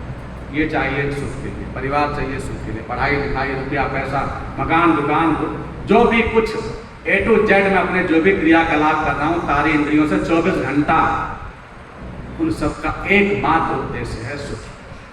बस सुख के अलावा कुछ नहीं। वो चाहे 2-4 घंटे बाद मिल जाए, चाहे वो बुढ़ापे में मिलेगा इसलिए मैं कर लेता हूँ ये काम, अब मेहनत कर लेता हूँ, जो अभी नहीं मिलेगा परिणाम में मिलेगा, इसलिए पर चाहिए सुख। अच्छा चलो इस जीवन में मैं खूब धर्म कमाता हूँ, क्यों? क्योंकि 2-4 जन्म बाद तो सुख मिलेगा, इसलिए पुण्यात्मा भी सुख। लेकिन सुख जो है मूल हमारा सुख स्वरूप है, सुख निधान, क्योंकि हमारा आत्मा का गुण है। ये बात भी सब जगह प्रकाशित है कि चेतन अमल सहज सुख राशि, ये आत्मा का गुण है। ईश्वर अंत जीव अविनाशी। तो भगवान कह रहे हैं जो तेरे अंदर नपुंसकता आई है पहले से तो नहीं थी, इसलिए भगवान ने कहा आई है, और जो आई है तो जाएगी। अगर हमारे अंदर कहीं कोई बुराई है तो क्या करें? बोले किसी बुरे के संग से ही आई है। बोले क्या करें? बोले किसी अच्छे के संग लगा दो इसे, बस यही तो करना है। अगर हम कथा में बैठ रहे हैं तो यहाँ ऐसे ही नहीं आए बस कथा सुनने का ही महात्म। यहाँ आने का मतलब है कि यहाँ से हम कुछ सुधरें, हमारे मन में परिवर्तन हो, और जब परिवर्तन होगा तो एक अपने आप छूट जाएगा। दोनों तो रहेंगे ही नहीं, एक ही रहेगा, राजा तो एक ही बनेगा, दोनों बन नहीं सकते। अगर अच्छाई आ गई तो बुराई अपने आप नष्ट होनी ही है, और अगर बुराई आ गई तो आपको अच्छाई नष्ट होनी ही है। एक ही के साथ रह पाओगे, दोनों लड्डू नहीं मिलेंगे, या तो श्रेय का मार्ग है या एक प्रेय का मार्ग, एक ही मार्ग चुनना पड़ेगा। इसलिए भगवान ने क्लेप्यम मास गमः, गमः ये इसे जाने दो, ये रहने वाली नहीं है। हे पार्थ तुम्हारे अंदर ये शोभा नहीं देती, ये क्षुद्रता, ये दुर्बलता, इसको त्यागो और त्यक्तो उत्तिष्ठ परंतप। हे परम तपस्वी तुम उठो और अपने लक्ष्य दो, क्योंकि अनार्यम अजुष्टम अस्वर्गम अकीर्ति कर्मर्जन। दूसरी लाइन में अनार्यम अजुष्टम अस्वर्गम अकीर्ति कर्मर्जन। हे अर्जुन, ये अनार्य, ये आर्यों को शोभा नहीं देती। आर्य माने श्रेष्ठ, अनार्य माने श्रेष्ठहीन। तो अनार्यम शब्द कहकर प्रयोग किया। ये अनार्य ये शोभा नहीं देता। अनार्यम अजुष्टम ये सुस्वादनीय नहीं है, भोगनीय नहीं है, करणीय नहीं है, ये अवांछनीय है। तो इसलिए अजुष्टम। अस्वर्गम स्वर्ग देने वाला भी नहीं है, जो तुम सोचो कि मैं इनको छोड़ दूं, इन पर हथियार ना उठाऊं, ये भी शोभा नहीं देगा। बोला हथियार ब्राह्मण पर भी उठाए गए धर्म के लिए, भगवान के नाम में भी किया, क्योंकि लड़ाई व्यक्ति की नहीं होनी चाहिए कभी भी। लड़ाई हमेशा व्यक्तित्व के ऊपर, विचारों के ऊपर होनी चाहिए। अगर उसने अपनी विचारधारा परिवर्तन कर दी, बात खत्म हो गई। तो इंसान से द्वेष मत करो, उसके अंदर जो दुर्गुण है उससे द्वेष करो, ये स्वाभाविक है। यहाँ पर भगवान ये कहना चाह रहे हैं अस्वर्गम, क्योंकि तुम जो है अभी परिवार दिखाई दे रहा है, लेकिन परिवार खड़ा किस पक्ष में है ये देखो। वो धर्म पक्ष में खड़ा है या धर्म पक्ष में खड़ा है, बस इसी से निर्णय हो जाएगा। और जब तक परिवार देखोगे तब तक लड़ नहीं पाओगे, समझ ही नहीं पाओगे कि मुझे इनको बचाना है, मारना है। भगवान कह रहे गुरु जी ही क्यों ना हो, लेकिन अगर अधर्म का उपदेश देंगे, अधर्म के पक्ष में चले जाएंगे। भाई चोरों के लाइन में कोई संत महात्मा भी खड़े हो जाके, जहाँ जैसे होते हैं ना, वो बहुत सारे पुलिस वाले खड़ा कर देते हैं, तो उनके सभा के बीच में कोई संत महात्मा भी खड़े हो जाएं तो जाना तो उन्हें भी जेल पड़ेगा। बोले तुम इनका अच्छा, बोले अच्छा इसे छोड़ दो, ये चोर तो जो भी है, लेकिन मेरा तो बहुत खास है। बोले तो खास है तो वहीं जाके खास करना, जेल में तुम्हें भी जाना पड़ेगा, क्योंकि इसने चोरी की। चोरी वाले का साथ देने वाला भी चोरी है, गलत व्यक्ति का साथ देने वाला भी गलत ही होगा, अच्छा नहीं हो सकता। तो इसलिए भगवान कहना चाह रहे हैं अपने दृष्टिकोण बदलो। अभी तुम्हें आचार्यान, मातुलान, पुत्रान, पौत्रान, सकृतता, तुम्हें अभी आचार्य दिखाई दे रहे हैं। गुरु न हत्वा ही महानुभावान, अरे गुरु की हत्या करके मैं अपने रुधिर से सने हुए इन हाथों से भला कैसे अपने आप को सुख महसूस कर पाऊंगा। भगवान कह रहे हैं कि नहीं, बात वो मत देखो, तुम ये देखो कि अगर अधर्म की बात कर रहे हैं तो ऐसे गुरु को त्यागने में भी शास्त्र कहता है दोष नहीं है। किसने गुरु का त्याग किया इतिहास में? बताओ, कुछ तो नाम बताएं। राजा कली ने। तो राजा कली ने गुरु जी का त्याग किया। क्यों? क्योंकि भगवान से मिलाए उनको गुरु कहते हैं, और भगवान में जो बाधक बन जाए तो गुरु नहीं है। गुरु की महिमा भगवान से बढ़कर है, लेकिन इसलिए कि वो हमें भगवान से मिला रहे हैं, भगवान की बात बता रहे हैं, धर्म का रास्ता बता रहे हैं, अच्छी बात बता रहे हैं, लेकिन वही उसके विरोध में ले जाए तो बोले फिर वो गुरु कैसे? वो गुरु नाम किसी शरीरधारी का नहीं है, गुरु नाम ज्ञान का है। अगर उनमें ज्ञान है तो उनकी पूजा हो रही है, ज्ञान निकल गया तो गुरु जी खत्म। गुरु को शरीर तो मरण धर्मा ही है, मरण धर्मा ही रहेंगे। शरीर की यहाँ ये शरीर नहीं बैठा है, यहाँ ये ज्ञान की पूजा है। ज्ञान का ही नाम श्री वेद व्यास जी है, ज्ञान। और ज्ञान नहीं तो फिर पूजा कैसे? व्यक्ति तो एक निमित्त मात्र में होता है। तो भगवान कह रहे हैं तुम तो निमित्त मात्र हो, वो सब निमित्त मात्र हो रहा सब काम, लेकिन अंदर जो बैठे हैं ना हमारे अंदर मन में, राग द्वेष अच्छाई बुराई वो सब मन में, मूल खेल तो उनका चलना है, वही चल रहे हैं खेल। ये सब तो निमित्त मात्र में है, जिसको जब मरना मर जाएंगे शरीर, ये बचे नहीं सकता, कोई इसे बचा नहीं सकता, किसी की सामर्थ्य नहीं है इसको बचा ले, क्योंकि ये जो आत्मा है वो अकले जीवा स्वस्थ भाषांश कपड़े की तरह। तो इसलिए उसको और मत जाओ, अपने आप को समझो।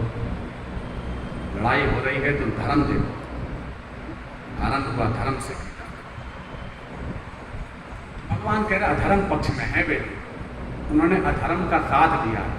अब चाहे प्रतिज्ञावश दिया है, कारणवश, परिस्थितिवश, धर्मवश, सबके सामने अलग अलग कसौटियाँ, परिस्थितियाँ, मजबूरियाँ हैं, पर जो भी हैं अब जैसे नियति ने बना दिया, लेकिन अब जो चला गया उधर तो चाहे माता जी को ना हो, अगर अधर्म की बात बोलेंगी तो प्रणाम कर लो। ये शिक्षा है अभी तक, ये नहीं कि माता जी। अगर गलत का साथ नहीं देना है, चाहे वो गुरु जी हो, चाहे माता जी हो, चाहे पिताजी हो, चाहे भगवान ही क्यों ना हो। बोले भगवान भी? बोले हाँ भगवान भी। भगवान कह रहे हैं, भगवान कह रहे हैं अगर मैं भी कुछ गलत कहूँ ना तो हे हनुमान जी भय त्याग कर मुझे रोक देना। उत्तरकांड जो अनुचित कछु कहाँ बसाई, तो मोहि पर जहूँ भय बिसराई। जो अनुचित कछु कहाँ बसाई, अगर मैं भी कुछ अनुचित कहूँ ना तो मुझे गलत कहकर रोक देना, क्योंकि शासन भगवान नहीं करते सब पे। हम लोग सोचते हैं सारे ब्रह्मांड पे शासन करने वाले गोविंद हैं, किशन जी हैं, राम जी हैं, ठाकुर जी हैं ना। शासन कौन करता है सब पर? तो शासनात् इति शास्त्रम, शास्त्र जो शब्द बना है तो व्याकरण में अगर हम पढ़ेंगे उसको धातु रूप आदि प्रत्यय आदि लगा करके, तो उसमें शासनात् इति शास्त्रम, शास्त्र शब्द बना है शासन से। शासन जो सब पर शासन करे उसका नाम है शास्त्र, कानून उसे कहते हैं। तो कानून सब पर शासन करता है, न्याय व्यवस्था सबसे बड़ी है, चाहे फिर प्रधानमंत्री जी हो चाहे कोई। तो भगवान भी कह रहा है कि मैंने ही बनाया है जो, लेकिन बना दिया सब बना दिया, वो मेरे लिए भी वही लागू होगा। ऐसा नहीं है कि वो सब बस तुम पर लागू होगा। दूसरे अध्याय में यद्यद आचरति श्रेष्ठ तत्तद देवतरो जनः तय प्रमाणम कुरुते लोकास्तदनुवर्तते। भगवान कह रहे यद्यद आचरति श्रेष्ठ, जो जो आचरण बड़े लोग करते हैं वही देख करके छोटे लोग भी आचरण करते हैं। अब अगर मैं ही अगर ऐसा करूंगा तो दूसरों को क्या उपदेश दूंगा? सिर्फ में होगा, मैं क्या दूसरों को समझाऊंगा अगर मैं ही अगर धर्म से भटक गया? कि मेरा तो नाम ही धर्म है, इसलिए धर्म का मूल पहले है। अगर धर्म जिस पक्ष में है हमें उसी के साथ चलना है, अधर्म का साथ नहीं देना।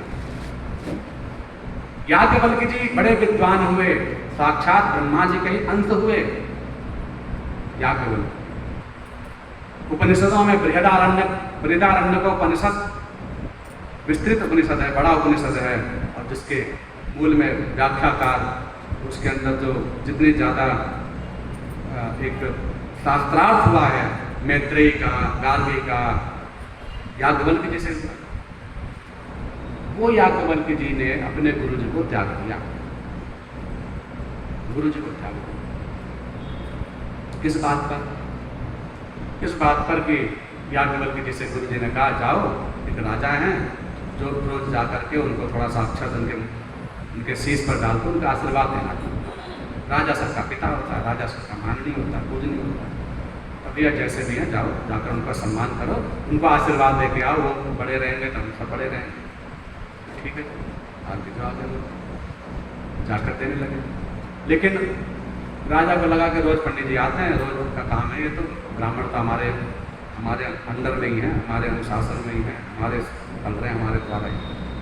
तो वह ऐसे ही पैर फैला के बिना ही आज्ञा के वैसे बैठे थे अपना चौपड़ पास जो विद्या। तो याज्ञवल्क्य जी को लगा कि मर्यादा तो नहीं है, सम्मान ब्राह्मण का नहीं, लेकिन सम्मान उसके ब्रह्मत्व का तो है ही। तो बोले ये मर्यादा तो नहीं है कि आकर आशीर्वाद लेना हो तो ऐसे ही पैर फैला के बैठे रहो और तुम्हें आए और पानी छिड़कते हैं, जल पिला दें, पूजा पाठ सब करते हैं। सम्मान तो जब ही होगा जब गुरु आए अपमान उतने ही कीन प्रणाम। इसी कारण तो कहा कुशंडी जी को सजा मिली। तो बोले कि भाई ये उचित नहीं है, इस तरह से मैं आशीर्वाद नहीं दे सकता। उन्होंने राजा से कहा कि महाराज क्षमा करें, आप एक उचित आसन पर बैठिए, पहले नमन कीजिए, प्रणाम कीजिए, क्योंकि ये एक विधि है। आप श्रद्धा के द्वारा ही आप यज्ञ का फल प्राप्त कर सकते हैं। जबरदस्ती वाली प्रक्रिया नहीं है आशीर्वाद में कि आप जबरदस्ती कोई मंत्र का फल ग्रहण कर लें, आशीर्वाद मिल जाए। प्यार से ही मिल सकती है आशीर्वाद, मिल सकता है, अन्यथा नहीं मिल सकता। जबरदस्ती का तो कहीं कोई सौदा ही नहीं। भगवान जी सुन जाए तो सुन जाए, कोई जबरदस्ती का हिसाब नहीं है कि आपको देना ही पड़ेगा, इतना मैंने पूजा की है तो देना ही पड़ेगा ना। या तो तुम राक्षसों जैसी कठोर साधना कर लो तब भी बात बन जाए, तो इतनी तपस्या का शक्ति नहीं है हमारे अंदर, तो फिर क्या मिलेगा? कुछ नहीं मिलेगा, न उधर के रहे न इधर के रहे। तो कुल मिलाकर के उन्होंने उस विधि के प्रविधि को विचार करके और शास्त्र विधि की हीन को विचार करके, अनधिकारी को समझ करके उन्होंने उस पर अक्षत नहीं छोड़े और चले आए। गुरु जी बोले क्यों नहीं गए, क्या हुआ? वहाँ से खबर आ गई कि भाई ये तुमने जो शिष्य भेजा वो ऐसे ऐसे करके चला गया। तो बोले भाई तुमने अच्छा नहीं किया, भाई राजा है, उन्हीं के द्वारा हम बल पोस रहे हैं, हमारा सब। बोले जो भी है, मैंने तो ये समझा कि मेरे को गोविंद दे रहे हैं, गोविंद का खा रहा हूँ, मैंने तो कभी सोचा ही नहीं कोई इंसान दे रहा है, कोई राजा दे रहा है। भगवान का दिया खा रहे हैं, देंगे तो ठीक है, नहीं देंगे तो भी ठीक है, वो मेरे साथ जो करेंगे अच्छा करेंगे, लेकिन उनकी बनाई हुई जो व्यवस्था है, शास्त्रीय विधान, उसके विपरीत नहीं जाऊंगा। अगर उसमें विधि के है तो ठीक, और नहीं है तो कोई बात नहीं। गुरु जी को गुस्सा आ गया। गुरु जी बोले मैंने जितने ही मंत्र पढ़ाए ना, मुझे वापस कर दो। पहले ऐसी प्रक्रिया भी विधानों में लिखी है, पहले श्रुति नाम था, सुन सुन करके ही याद हो जाता था। आत्मसात विद्या भी होती थी, मत्स्य विद्या, गुरु दीक्षा, मत्स्य दीक्षा, दीक्षा कई प्रकार की होती थी। तो अपनी विद्या को उसमें प्रवेश करा देते थे। उन्होंने कहा जो मंत्र पढ़े हो ना, मुझे वापस कर दो, जैसे कर्ण से कहा। तो उन्होंने कहा ठीक है गुरु, और उन्होंने वमन करके वो सब निकाला और एक श्लोक पढ़ा उन्होंने कहा गुरुदेव सुनिए, आपके तरफ से पहले मैं बोल रहा हूँ, फिर मैं अपने तरफ से एक श्लोक बोल। तो उन्होंने कहा गुरुजी, एकमप्यक्षरं दत्वा गुरु शिष्य प्रतापये, एकमप्यक्षरं दत्वा, ज्यादा के छोड़ दीजिए, एक अक्षर भी जो ज्ञान देता है ना गुरु, एक अक्षर भी किसी को पढ़ाता है, एकमप्यक्षरं दत्वा गुरु शिष्य प्रदापये, जो गुरु शिष्य को प्रदापित करता है, देता है। तो पृथिव्याम नास्ति तद्द्रव्यम, पृथिव्याम नास्ति तद्द्रव्यम, इस सारे पृथ्वी में वो कोई द्रव्य बना ही नहीं, वो धन है ही नहीं। यद दत्वा च ऋणी भवेत्, जिसको दे करके उस ऋण से उऋण हो जाए गुरु के। एक अक्षर श्लोक को, एक मंत्र भी, एक विद्या भी, एक क्षरा सा ज्ञान भी अगर किसी ने किसी को दिया है तो गुरु का सम्मान होना चाहिए।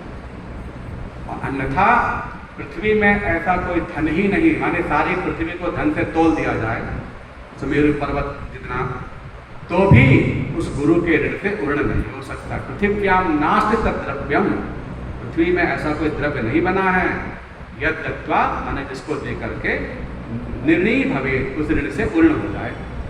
बोले गुरुजी आपके लिए श्लोक पढ़ा, आपके तरफ से पढ़ा, महिमा आपकी इतनी है, लेकिन अब इसका पर्याय सुन लीजिए। लेकिन अगर गुरोरप्यवलिप्तस्य कार्याकार्यमजानतः, गुरोरप्यवलिप्तस्य कार्याकार्यमजानतः, गुरोरप्यवलिप्तस्य, गुरु जी हों लेकिन वो अवलिप्त हों, भोगों में, विषय में, वासनाओं में, कामनाओं में लिप्त हो, दुर्गुणों से, दुराचार से, इन सबसे युक्त हो। हमने जान लिया कार्या कार्य में जानता, और क्या सही है और क्या गलत है ये नहीं जानते। हमें सही उपदेश नहीं कर रहे हैं, शास्त्र जनित उपदेश नहीं कर रहे हैं, शास्त्र विपरीत उपदेश कर रहे हैं। सविश्रांति न जानन्ते पर शांति करोति किम, जो स्वयं को ही शांत नहीं किया हुआ है, पर शांति करोति किम, वो दूसरों को शांत कैसे कर सकता है? तो उसको गुरु त्यागो विधीयते, ऐसे गुरु को त्याग करने में दोष नहीं है। तो इसलिए मैं उसी श्रुति को पालन करने के अर्थ में मैं आपको त्याग करता हूँ, छोड़ के चले गए। फिर उसके बाद अन्य गुरुवादी बनाए और बहुत बड़े विद्वान हुए। और भीष्म पितामह, धर्म सम्राट, धर्मात्मा, उन्होंने भी अपने गुरु का परित्याग कर दिया। कब? बोले जब अम्बा आई, उसने कहा कि मुझे परशुराम जी के शरण में गई, परशुराम जी के शिष्य हैं श्री भीष्म पितामह। वो सब कथा है। तो कुल मिलाकर परशुराम जी ने कहा भैया या तो युद्ध करो या इससे विवाह करो। उन्होंने कहा विवाह नहीं करूँगा, क्योंकि आज से पहले वचन में पिता को दे चुका, और नीति कहती है क्योंकि कदम कदम पर नियम है, धर्म को समझना बड़ा कठोर है। बोले पहला वचन पहला होता है, बाद वाला बाद का होता है। जब मैंने पहले किसी को संकल्प दे दिया तो बाद में दूसरा संकल्प नहीं दे सकता, इसलिए पहले संकल्प से बंध चुका, इसलिए मैं आपके आदेश को नहीं मान सकता। अगर वो नहीं लिया होता तो आपका आदेश से खारिज होता। फिर युद्ध हुआ। बोले मैं शरणागति को नहीं मिटा सकता, मेरे लिए ये धर्म है।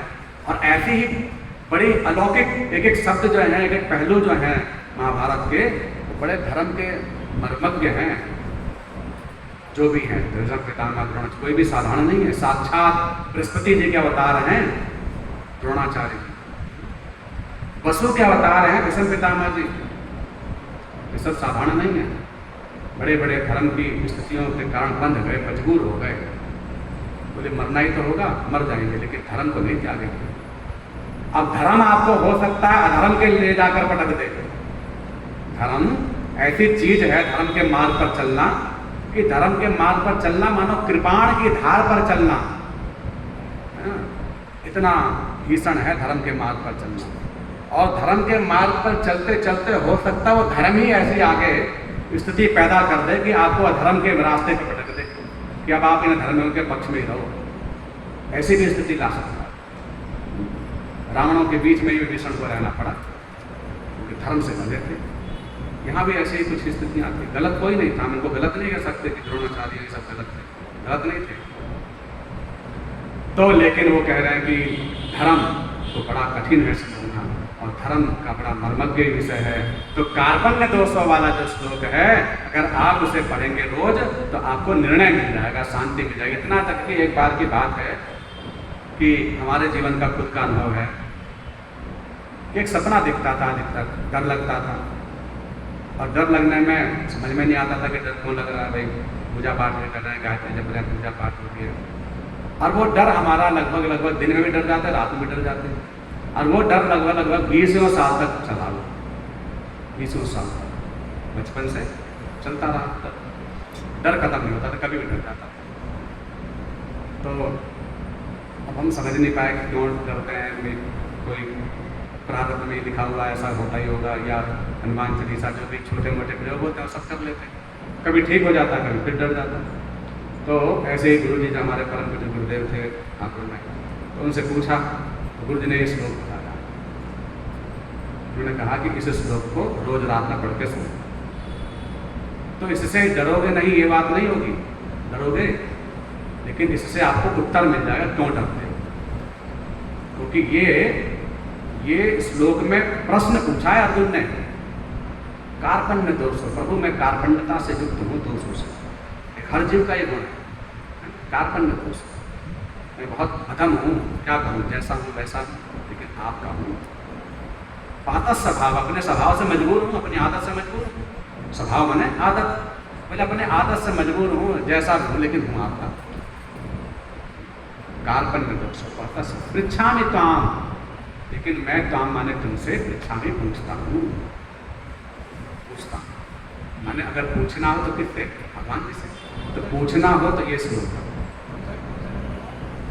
गीता के दूसरे अध्याय का 7वां श्लोक, पृच्छामि त्वाम धर्म सम्मूढ़ चेता। किम कर्तव्य, मूढ़ हो गया हूं मैं धर्म के विषय में, समझ नहीं आ रहा कि धर्म क्या है। ऐसा नहीं है कि मैं अपने मन का करना चाह रहा हूं, लेकिन मैं धर्म ही नहीं समझ पा रहा हूं। कह रहे कुल का नाश करके, कुल नाशी बनकर मैं कैसे लोक मिलेगा, परलोक मिलेगा। जब सब लोग मर ही जाएंगे तो मैं इस राज्य को लेकर क्या करूंगा, मैं ये समझ नहीं पा रहा हूँ। युद्ध करने का प्रयोजन क्या है, मैं ये समझ नहीं पा रहा हूँ। युद्ध किस लिए, 5 गांव नहीं मिले इसलिए, तो क्या बस यही युद्ध का कारण बनता है। फिर क्या करूंगा जब उसके कोई निमित्त में ही नहीं दिखाई दे रहा, होने वाला ही नहीं दिखाई दे रहा, मरना किसी का भी हो सकता है। ये बात सबके लिए है। हम लोग भी कभी कभी बिना हाथ पैर के युद्ध करते हैं, समझ में नहीं आता, बस लड़ना है, मारना है, ये करना वो करना है, पता नहीं क्यों। इसलिए समय कितना हो गया,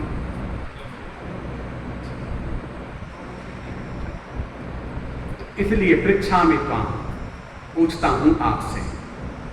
धर्म सम्मूढ़ चेता, धर्म के विषय में मुझे जानकारी नहीं हो पा रही है, इसलिए यत श्रेय, यत माने जो, श्रेय माने कल्याणकारी मार्ग, श्रेय निश्चितम, जिसमें मेरा निश्चित कल्याण लिखा हो।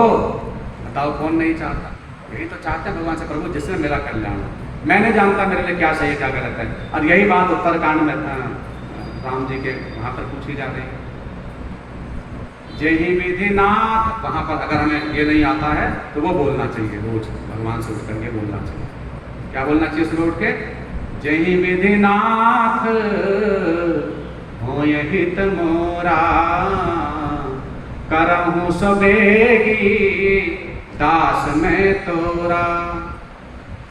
बेगी, शीघ्रता से प्रभु वो कीजिए जिसमें कि आपकी प्रसन्नता हो, मेरा हित वो हित मोरा। अब कल्याण किसमें है मेरा वो आप जानते हैं, मैं नहीं जानता।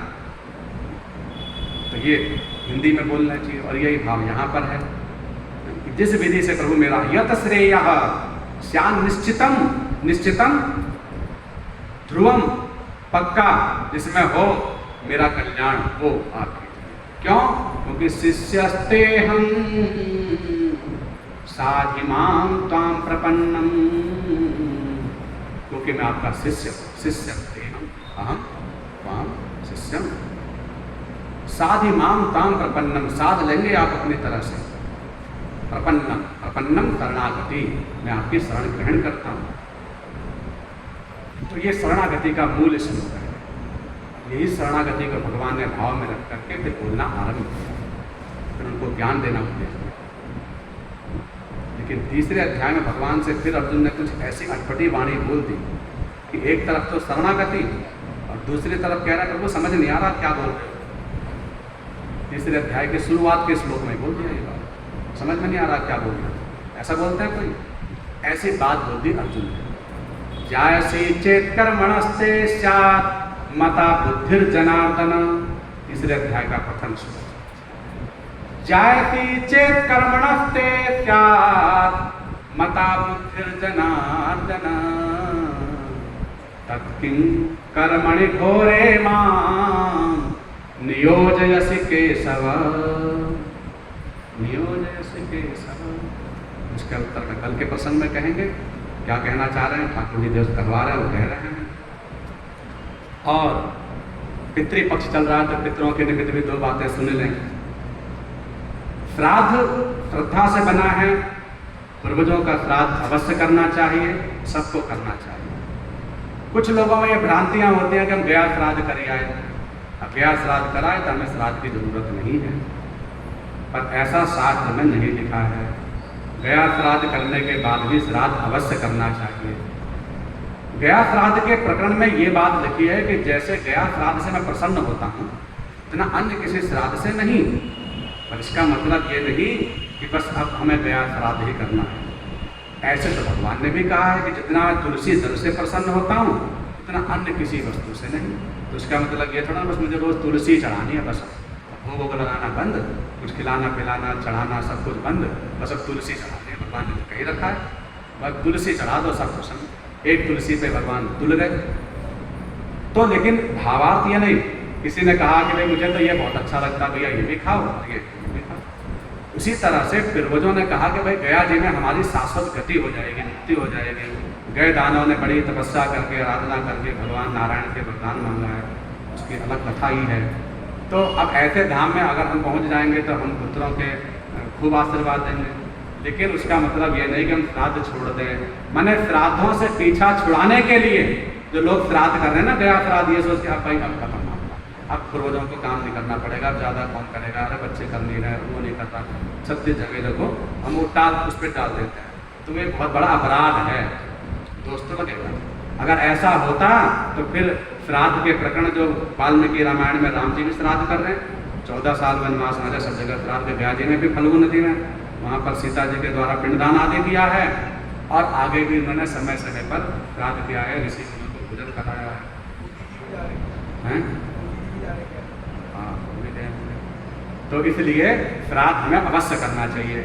हाँ, कितनी व्यवस्था छोटी से छोटी करी है हमारे पूर्वजों ने, भैया छोटे से छोटा इतना कह दिया भाई बढ़िया है कि आप ब्राह्मण को बुला करके पहले निमंत्रित करें, क्योंकि अक्षय नरक में कौन जाता है ये कल के प्रसंग में फिर थोड़ी चर्चा होगी कि श्राद्ध के समय में कौन सी क्रिया ऐसे कर देने से जो अधिकांश लोग कर देते हैं, ये भी कोई साधारण नहीं, अधिकांश लोग कर देते हैं, और जिससे वो अक्षय नरक प्राप्त होता है, जिससे नरक से कभी निकल नहीं सकते, अक्षय नरक। और ये महाभारत के श्लोक के द्वारा ये बताएंगे कैसे अक्षय नरक में जाता है उस काम के करने से।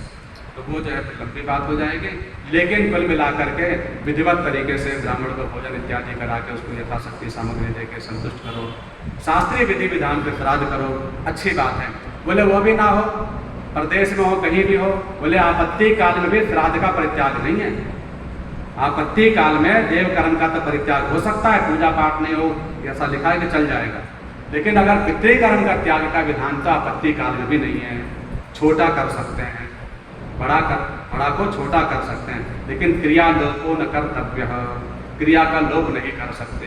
बोले क्या करें, बोले बस आप तर्पण इत्यादि छोड़ कर भोजन करा दो। बोले वो भी ना करें तो बोले अच्छा चलो तो आप गाय को भोजन करा दो, गौग्रास दे आओ, हैं ब्राह्मण को आप सूखा सीधा दे दो। ये थाली वाला सिस्टम बहुत खराब है। हमें पता है कि भाई थालियों के ढेर लग जाते हैं मंदिर में, पंडित जी कितना खाएंगे, अब थाली पे थाली थाली पे थाली वही जा रही है। अब पंडित जी तो खाने वाले एक ही हैं, जहाँ भोजन है निमंत्रण है वहीं जाएंगे, तो वो बेकार ही होता है, फिर उधर भंगल ले जाती है, कूड़े में जाती है। उससे अच्छा है कि आप क्या करें, मुझे सूखा दें। अगर हमें थाली ही देनी है, हमें मंदिर ही भेजनी है थाली निकाल करके, तो आप चावल दाल आटा मसाला जो भी अन्नदान की सामग्री है वो लें, संकल्प करें अपने जिसका भी श्राद्ध है उसके निमित्त, और फिर वो दे दें, तो काम ही आएगी। कभी ना कभी भोजन में ही काम आएगा, अन्न का निरादर भी नहीं होगा, दोनों काम सिद्ध हो जाएगा। लेकिन आप ये थाली वाला सिस्टम ना करें कि मैं बस थाली दे दी, अब पीछा छूट गया, काम खत्म हो गया, वो बेकार जाएगी, तो आपको दोष हो जाएगा, आप दिख रहा है वो सब। और क्या करें, बोले वो भी ना हो तो गौ ब्राह्मण एक समान। ब्राह्मण हो सकता है विधि हो जाए, नहीं मिल रहे हैं, ढूंढने पे भी कई बड़े शहरों में ऐसी स्थिति आ जाए तो गौ तो मिलेगी, भारतीय देसी गाय को जाकर आप भोजन कराइए, गौ को खिलाइए, तो गौ ग्रास से भी तृप्ति पूर्णता हो सकती है अभाव में। क्रिया लोगों न करता कौन, एकाएक सीधे वहां ना पहुंच जाए गौ ग्रास पे, ये सोच करके चलो अब ये रास्ता मिल गया, अब श्राद्ध खत्म करो, गौ ग्रास ही देंगे। ये क्रम भाई है, अगर ये नहीं हो तब, है ना। अन्यथा पहले नंबर पे तो वही बढ़ गया है विधि विधान वाला ही। और अगर गौ ग्रास के भी इतना लास्ट में अंतिम बात ये समझ लो, इतना लिख दिया, स्टेन में है, सफर में है, आपत्ति काल में, जेल में है, कारागार में है, और धन धान से बिल्कुल निर्धन हो गए, बिल्कुल लाचार हो गए, ऐसी स्थिति में भी श्राद्ध का त्याग न करें। उसके लिए निर्णय सिंधु में वचन लिखा है, लिख रहे हैं, हाथ दोनों ऊपर उठा ले, दोनों हाथ ऊपर उठा ले वो व्यक्ति और कहे कि हमारे जो पूर्वज हैं, आप तो अंतर्यामी हैं, आप तो दैविक शक्ति से संपन्न हैं, जहां आपका वाहन हो वहीं आ सकते हैं, आप मेरी भावनाओं को तो स्वीकार कर लो, मेरे भाव को भोग लगा लो, क्योंकि ये तो मुझसे कोई नहीं छीन सकता। और श्रद्धा ही का तो भोजन है, भोजन तो निमित्त मात्र में है, लेकिन मूल वस्तु तो श्रद्धा का भोजन है। तो मेरी श्रद्धा ही मैं आपको दे रहा हूँ। न मे अस्ति वित्तम न धनम न चान्यम श्राद्धोपयोगी न पितृन न तोस्मी, श्लोक है पुस्तक पढ़ने का। हाथ उठाकर वो कहे कि मेरी इस भावना और श्रद्धा को ही आप स्वीकार कीजिए, भोग लगाइए और आप प्रसन्न होइए।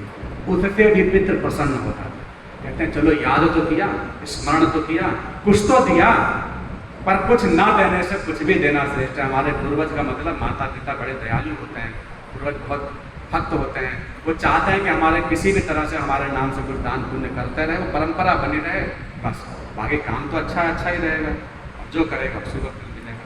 इसलिए श्राद्ध का कभी परित्याग नहीं करना चाहिए।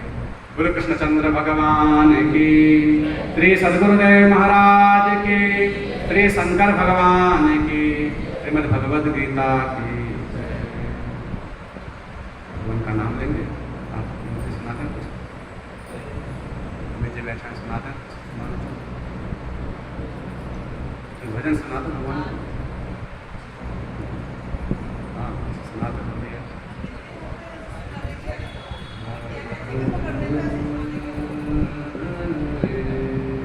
आ जाओ ये आ जाओ। हरे कृष्णा कृष्णा कृष्णा हरे हरे, हरे राम